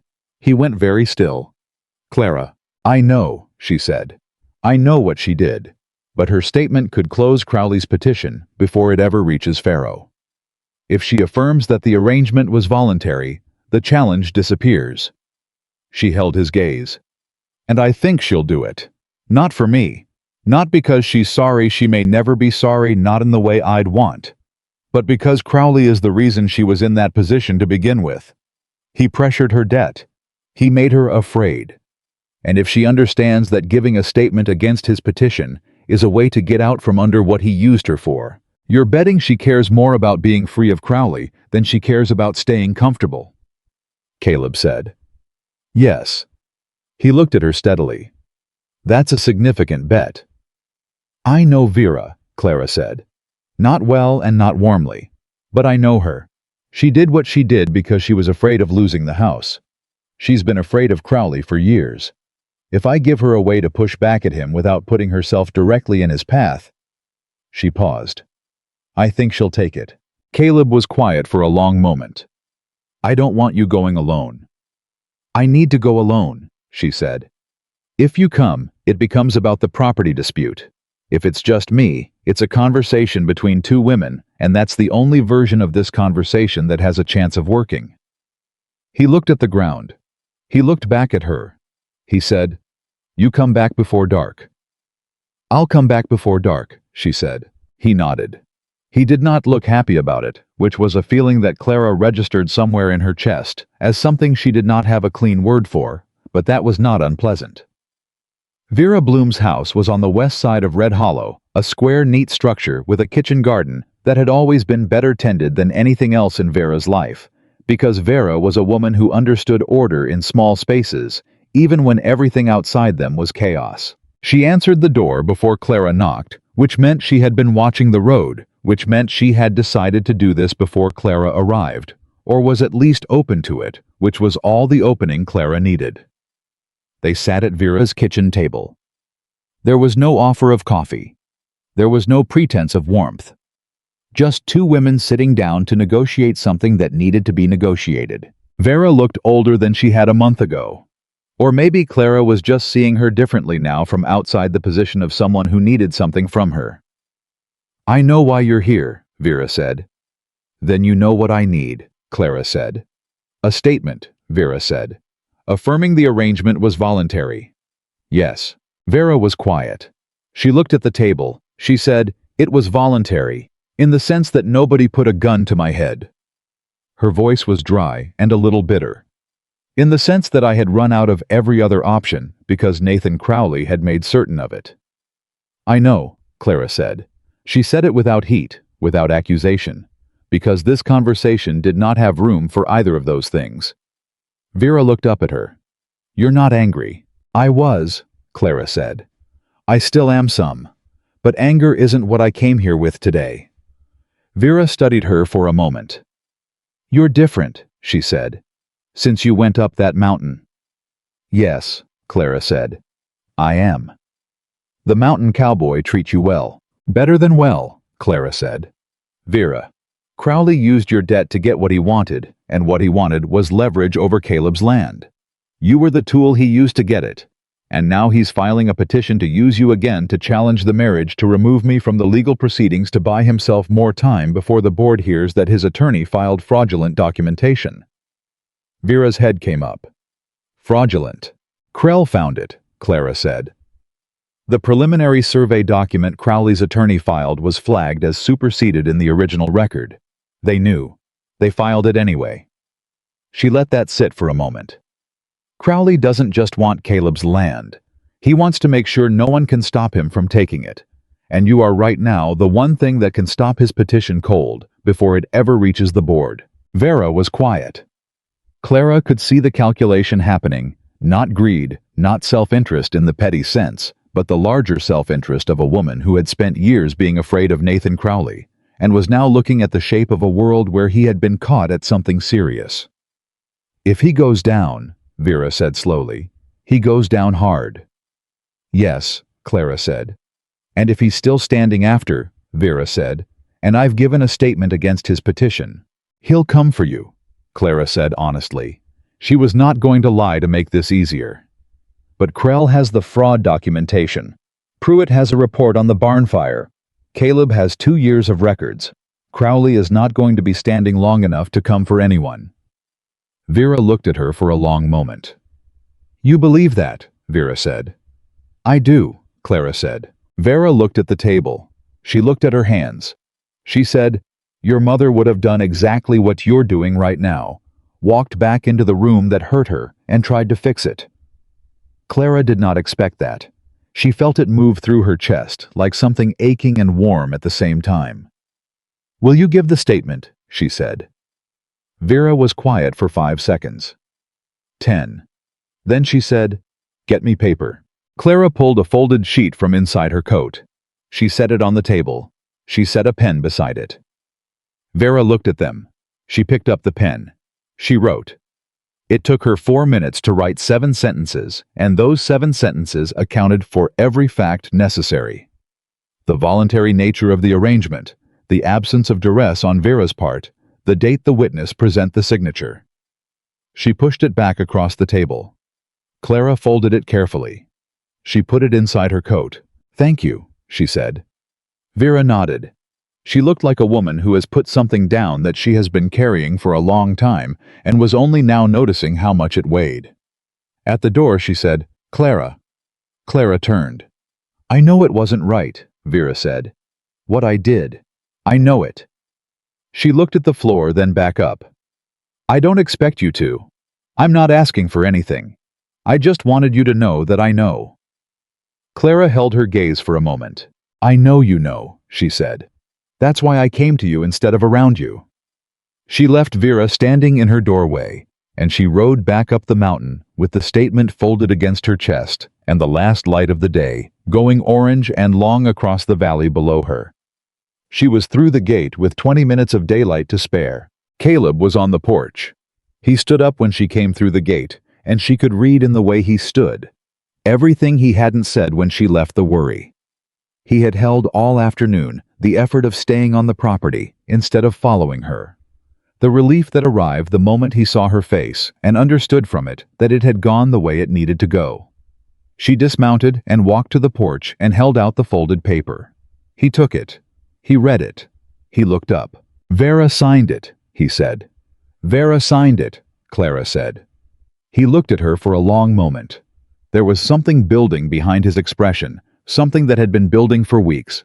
She realized accumulating the way things accumulate when a person is careful with them, and she thought this might be the moment when it came out, and she stood very still and let it. He said, "I told you in the barn that I had something to say when this was over."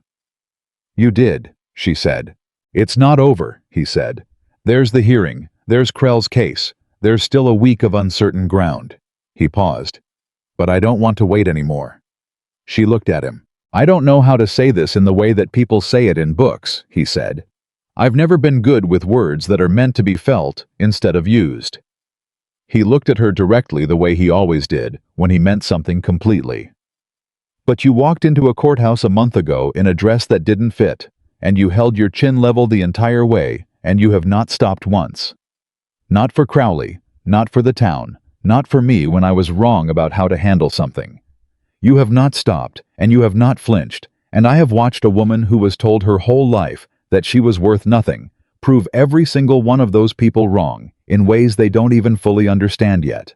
Clara's chest was doing something she had no control over. "Caleb," she started. "I'm not finished," he said, quietly, without heat. She stopped. "I don't want you here because the arrangement said so," he said.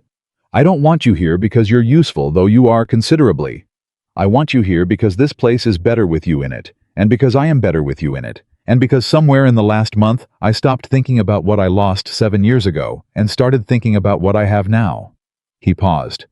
"And I wanted you to know that, plainly, without a lot of decoration around it." Clara looked at him for a long moment.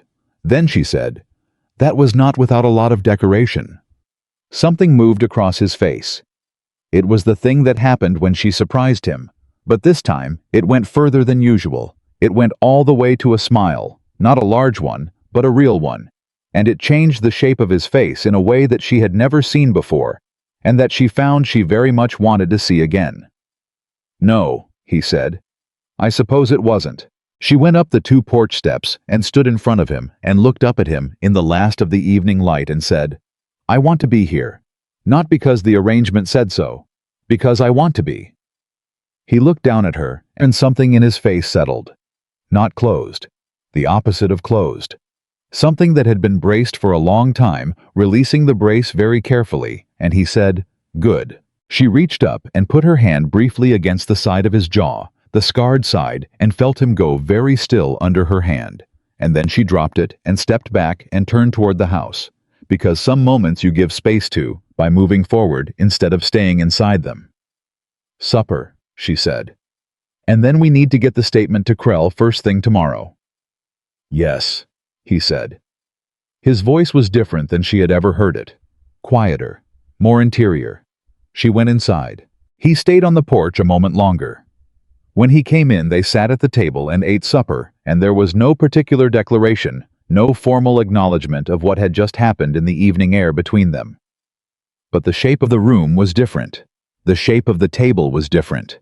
The shape of the silence between them had changed into something that Clara did not have a previous experience to compare it to. Not because it was romantic in the way the books described, but because it was honest. Because it was chosen.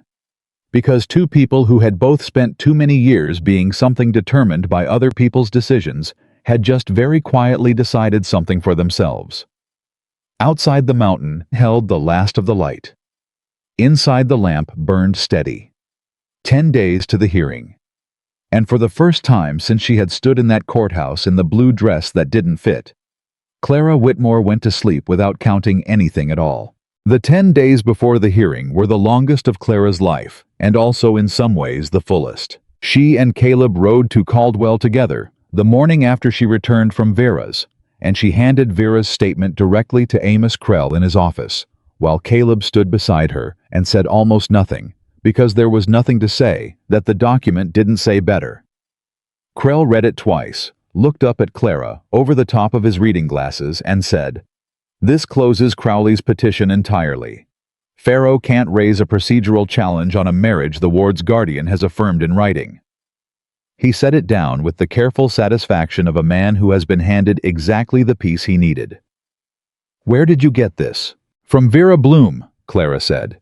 "She gave it voluntarily." Krell looked at her for a moment. Then he looked at Caleb. Then he looked back at Clara. "You went to her yourself?" "Yes." "After what she did?" "The statement was what mattered," Clara said. "Not how I felt about the person giving it." Krell was quiet for a moment. Then he said, "Mrs. Stone, if you ever want to read law, I would take you on as a clerk without a second thought." Caleb made a sound beside her that was almost certainly the closest thing to a laugh she had heard from him yet. She kept her face even. "I'll keep that in mind," she said. The days between the Krell meeting and the hearing were occupied with work. The barn repairs that could not wait, the fence line that needed reinforcing on the eastern boundary. The garden that had become somewhere in the last month. Something Clara considered genuinely hers. She worked alongside Caleb on all of it, and she noticed that the way they worked together had shifted. Not dramatically, not with any announcement. But the distance that had existed in the first week's careful, mutual appropriate had contracted into something closer. He handed her things before she asked for them. She knew which tasks he'd handle first and positioned herself accordingly. They moved around each other with the particular efficiency of two people who have stopped having to think about where the other one is. On the fifth night, they were on the porch after supper, when Caleb said out of nowhere, "Crowley's clerk, Gerald Webb. Krell told me he's been quietly contacted by the Territorial Land Commissioner's office." Clara turned to look at him. "About what?" "About the fraudulent filing," Caleb said. Apparently, the Commissioner's office had already been watching Crowley's activity in 3 counties. The barn fire report that Pruitt entered and the documentation we gave him triggered a review that was already in motion. She stared at him. "You're telling me Crowley was already under investigation?" "From a distance," Caleb said. "Nothing that had reached the stage of action. But our records combined with Krell's fraud finding, combined with Pruitt's arson report, it gave the Commissioner's office enough to elevate the review." "That's not just a land dispute anymore," Clara said. "That's a federal matter." "Yes," Caleb said. "Which is why Crowley went so hard at us so fast. He wasn't just trying to take the land. He was trying to eliminate a witness trail before it connected to anything bigger." Clara absorbed this. She thought about the pulled fence posts, the riders on the trail, the fire in the night, the petition about the marriage. Each one of those things viewed separately looked like the aggression of a man who wanted one piece of land. Viewed together, they looked like the desperation of a man who needed something erased before a much larger structure came down. "He panicked," she said. "Yes." "Which means he made mistakes." "Considerable ones," Caleb said. Clara looked at the dark shape of the mountains. "The hearing is in 5 days. What happens if the Commissioner's office moves before then?" "Krell thinks they'll wait," Caleb said. "Let the hearing establish the fraud finding in the local record. Then the federal review has a foundation to build from." He paused. "Either way, Crowley knows the hearing isn't going his way. He has to know by now that Krell has the final survey, that Vera's statement killed his petition, that the arson report exists." He looked at Clara. A man like that, when he sees the walls coming in, he either runs or he does something reckless. She looked at him. Which do you think he'll do? Caleb was quiet for a moment. He's not a man who runs, he said. She nodded. Then we watched the next 5 days carefully. He looked at her in the dark. I was going to say that anyway, he said, but I appreciate you saying it first. On the 7th day, Nathan Crowley came to the mountain himself. Clara was in the garden when she heard the hoofbeats, one horse coming up the main trail at a deliberate pace, not fast, not sneaking. An arrival that wanted to be seen. She straightened and looked toward the gate, and Caleb came out of the house at the same moment, and they both stood in the yard when Crowley rode through the gate. He looked different than he had at the market. The good coat was the same, but something underneath it had changed. Some quality of ease that had always been present in the way he moved through the world was absent now, and in its place was a tightness that he was working to conceal and not entirely succeeding. He stopped his horse 10 feet from where they stood. He looked at Caleb first, then at Clara, then back at Caleb. I'd like to talk, he said, man to man. My wife stays, Caleb said. His voice was flat. Something moved across Crowley's face. Of course, he said, which cost him something. I've come to make a proposal. We're listening, Caleb said. Crowley looked between them. He had the expression of a man who has rehearsed something and is now encountering conditions the rehearsal didn't account for. The hearing in 3 days, I think we both know it isn't going to go the way either of us wants. Protracted legal proceedings, county resources, tied up publicity that doesn't serve anyone. He spread his hands in a gesture of reasonableness. I'm prepared to withdraw the land claim entirely. The water rights dispute the boundary question, all of it. In exchange for Stone Ridge's formal withdrawal from any further complaint or proceeding against Crowley land and cattle. Clara felt Caleb go still beside her. She spoke before he could. You want us to withdraw our documentation from the county record, she said.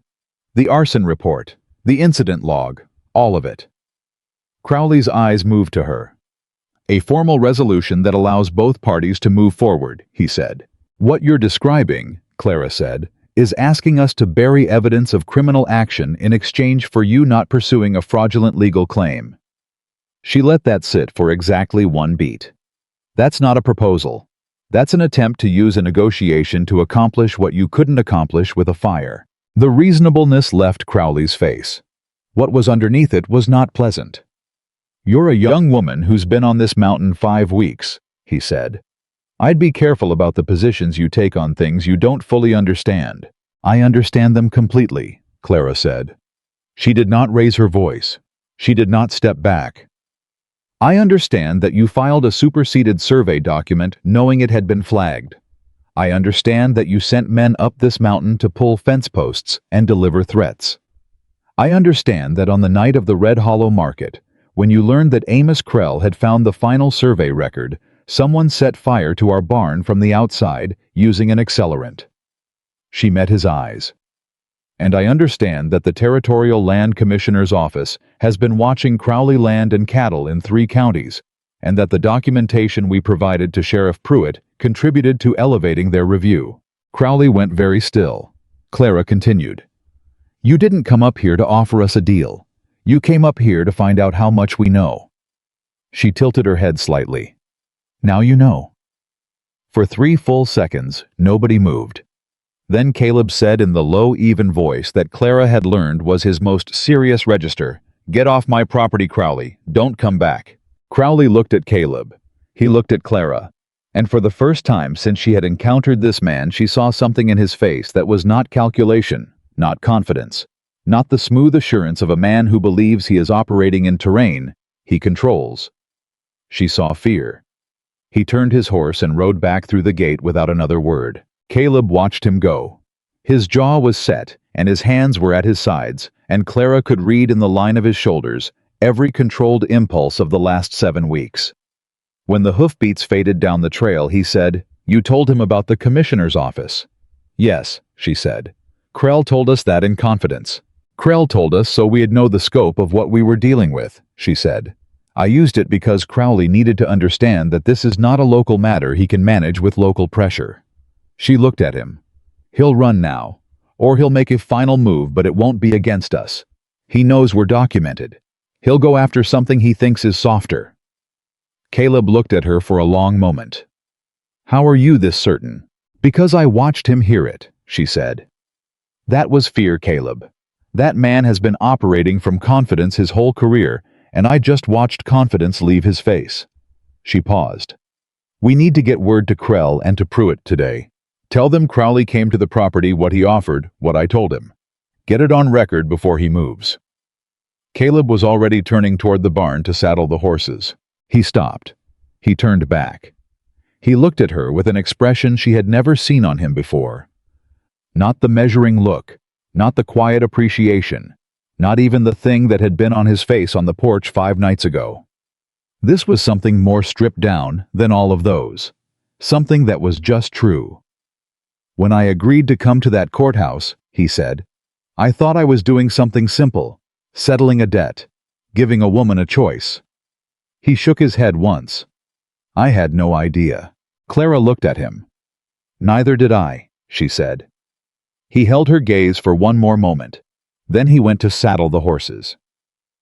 The hearing convened on a Tuesday morning in a courtroom that was considerably more crowded than anyone had anticipated. Word had gotten through Red Hollow, in the way that significant things always got through Red Hollow, not through any official announcement, but through the accumulation of overheard conversations of Hector Reyes, telling 3 people who each told 5 more of Amos Krell's confident manner when he was seen entering the courthouse of the visible absence of Judge Farrow from the review board, which nobody had officially explained, but which everyone had noticed. Farrow had recused himself 2 days before the hearing. Krell had told them privately that the Territorial Commissioner's office had made a quiet request, and Farrow had quietly complied, which was the kind of compliance that happened when a man understood that the alternative was considerably worse. The board that convened consisted of 3 members Clara had not seen before, brought in from Billings, she learned because the commissioner's office had formally flagged the case as compromised at the local level. That flag, Krell explained in the hallway before the hearing, was itself a consequence of the documentation. Every piece of paper you produced, Krell said to Clara quietly, while Caleb signed the final affidavit at the clerk's table. Every dated entry, every incident description, every cross-referenced event. It built a record that the commissioner's office could use to justify external oversight. You did that. He paused. I want you to understand that. The legal outcome today would not have been possible without the structure you built. Clara looked at him steadily. We built, she said. Caleb and I. Krell nodded. We built, he said. Inside the courtroom, Nathan Crowley sat at the opposing table with his attorney, and he looked like a man who has assessed a battlefield and found it substantially different from what his intelligence suggested. He looked at Clara once when she came in, and then did not look at her again, which told her everything she needed to know about how he had processed their last conversation. The hearing lasted 3 hours. Krell presented the final survey document.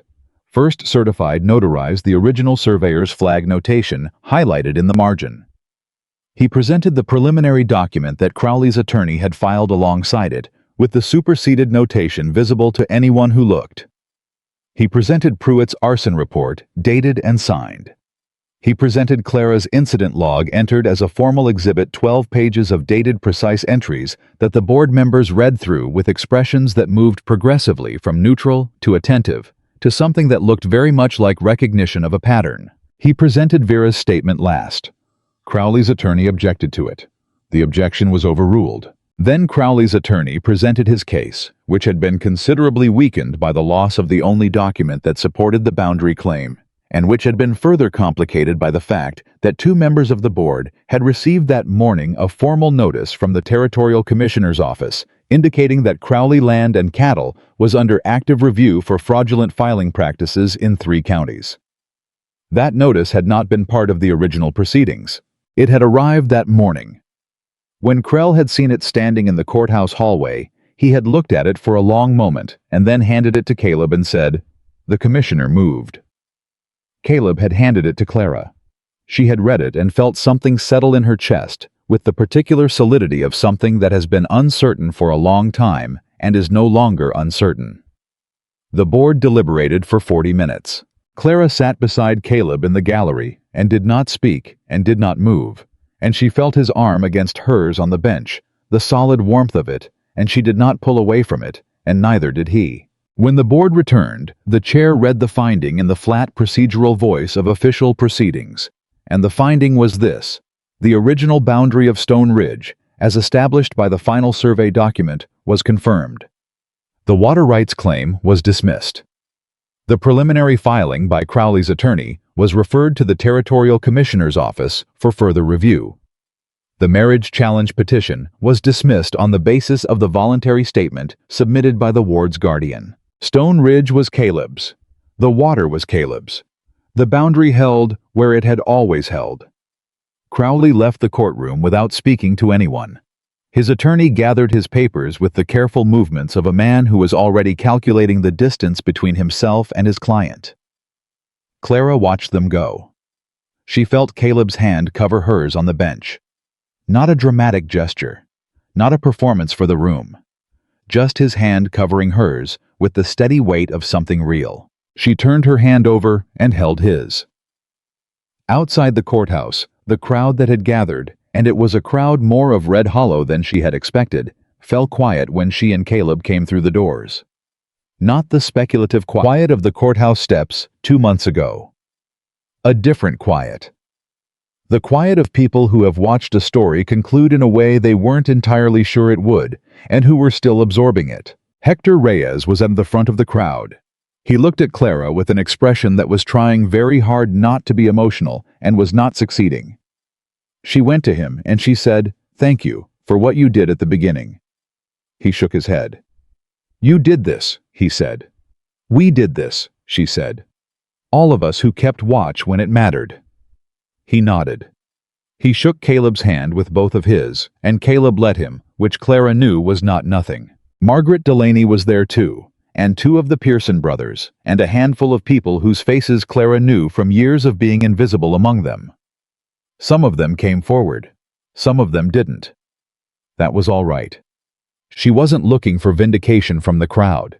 She had stopped needing it somewhere on the mountain in the daily work of building something real. What she was looking for was already standing beside her. They rode back up the mountain in the late afternoon, and the summer light was long and amber across the valley, and the pines caught it and turned gold in it, the way they only did in these particular hours. Clara rode beside Caleb on the run he had given her the morning of their marriage, and she thought about who she had been on the road to that courthouse, and who she was on this road now, and the distance between those 2 people was not measured in miles. She had arrived on this mountain with nothing except a dress that didn't fit, and a chin she had learned to keep level. She was leaving the road with a legal proceeding behind her that had helped bring down a man who had been hurting this county for years. A document log that had become formal evidence in a federal review, and a home she had chosen and built and defended with her own hands. She was 19 years old. She thought she was just getting started. At the gate, Caleb dismounted and held the gate for her, and as she rode through he said, "You're quiet." "I'm thinking," she said. "About what?" She dismounted and walked the roan to the barn, and he walked beside her, and she said, "About what happens next. The barn still needs finishing. The eastern fence needs another 2 days of work. The late garden planting needs to go in before the end of the month." She paused. Krell said there may be testimony required if the commissioner's review reaches a formal proceeding. "There may be," Caleb said. "I'll give it," she said. "If it's needed." He looked at her. "Of course you will." She glanced at him sideways. "You don't sound surprised." "I stopped being surprised by you somewhere around the 3rd day," he said. She stopped walking. She turned and looked at him in the last of the evening light at the scar on his jaw and the gray eyes and the face that she had been reading for 2 months and could now read the way you read something you know well fluently, without effort, catching the things that were too small for anyone else to catch. She said, "That first morning, the note on the table, the room with the bolt on the inside, you had prepared all of that before you even met me." He nodded. "Yes. You were ready to give someone dignity before you knew who she was." He looked at her steadily. I knew enough, he said. Hector had told me. About the town. About what they'd done to you for years. His jaw tightened briefly. I knew enough to know what the minimum was. That wasn't a minimum, she said. That was more than most people manage with years of trying. He was quiet. She said, Caleb. He looked at her. I want to ask you something, she said. And I want you to answer it honestly, not carefully. All right, he said. When you came to that courthouse, she said, when you offered me the choice to leave, what did you want me to do? I was quiet for a long moment. The horses shifted in the barn behind them, and the evening settled around them, and he looked at her the way he had looked at her in the courtroom, when he put his hand over hers, not for anyone else's benefit, just because it was honest. I wanted you to stay, he said. I told myself I didn't. I told myself I was prepared for either answer. But when you said you'd stay... He stopped. I won't dress it up. I was glad. She held his gaze. I want you to know something too. All right. I said I'd stay because the door led back to Red Hollow, and I was out of options, she said. That was true then. It is not what's true now. She took one step toward him, close enough that she had to look up to hold his eyes. Now I'd stay because I want to. Because this is my home, and you are the reason I know what that word means, and I have never once in the 2 months I've been on this mountain felt like something to be managed. Her voice was steady, completely steady. You gave me a bolt on the inside of a door before you knew my name, and I am going to spend a long time not taking that for granted. He looked at her for a long moment. Then he reached up and touched her face, his hand rough from 12 years of outdoor work against her cheek. Careful in the way that large hands are careful when they are holding something they don't want to damage. And he said quietly, You were never something to be managed, Clara. You were always someone to be known. She put her hand over his. They stood there in the yard of Stone Ridge as the last of the summer light went amber and then copper, and then soft, and the mountains held the color long after everything below them had gone to shadow, and neither of them spoke, because some things don't need words, and some moments are complete exactly as they are. Later inside with the lamp burning, and the supper things cleared, and the evening quiet settling around the house, the way it did now. Familiar shaped by the two of them together. Caleb sat at the table with the survey documents and Krell's notes, beginning the process of organizing them for whatever federal proceedings might come. Clara sat across from him with the incident log adding the final entries. The hearing date, the finding, the dismissal of the petition, the referral to the commissioner's office. She wrote the last entry in her careful, precise hand, and she set the pen down and looked at what she had built in 12 pages. A record, a structure of fact. The documented shape of a fight that had started before she arrived, and that she had walked into and helped finish. She looked up at Caleb, who was reading and making notes, and did not know she was looking at him. She looked at the lamp, at the bolted front door, at the 2 coffee cups on the shelf, hers now slightly to the left of his, because she had put it there on the second morning, and it had stayed. The mountain was not a soft place. The life here was not easy, and it was not going to become easy. There would be more legal proceedings, more work on the land, more seasons of difficult weather and difficult decisions. The federal review would make demands. The county would need testimony. Crowley's fall would create a vacuum that other men would try to fill, because that was how things worked in a county where too much had been held by too few for too long. She was 19 years old, and she had 2 months of this life behind her, and she intended to put 40 years more in front of it. She picked up the pen. She opened to a fresh page in the ledger. At the top, in the same careful hand, she wrote the date. Then below it she wrote, Stone Ridge, Year 1, and she began. Because a woman who had been handed nothing except a dress that didn't fit, and a courthouse full of people who had already decided her worth, had walked up a mountain and found something that no one in Red Hollow had ever thought to give her. Not rescue, not charity, not the conditional kindness of someone who wanted something in return. She had found a man who opened a door and stood back, and a life that asked only one thing of her, that she be exactly who she already was. And Clara Whitmore Stone, on the first evening of everything that came after, put her pen to the page and wrote herself forward into it with both hands.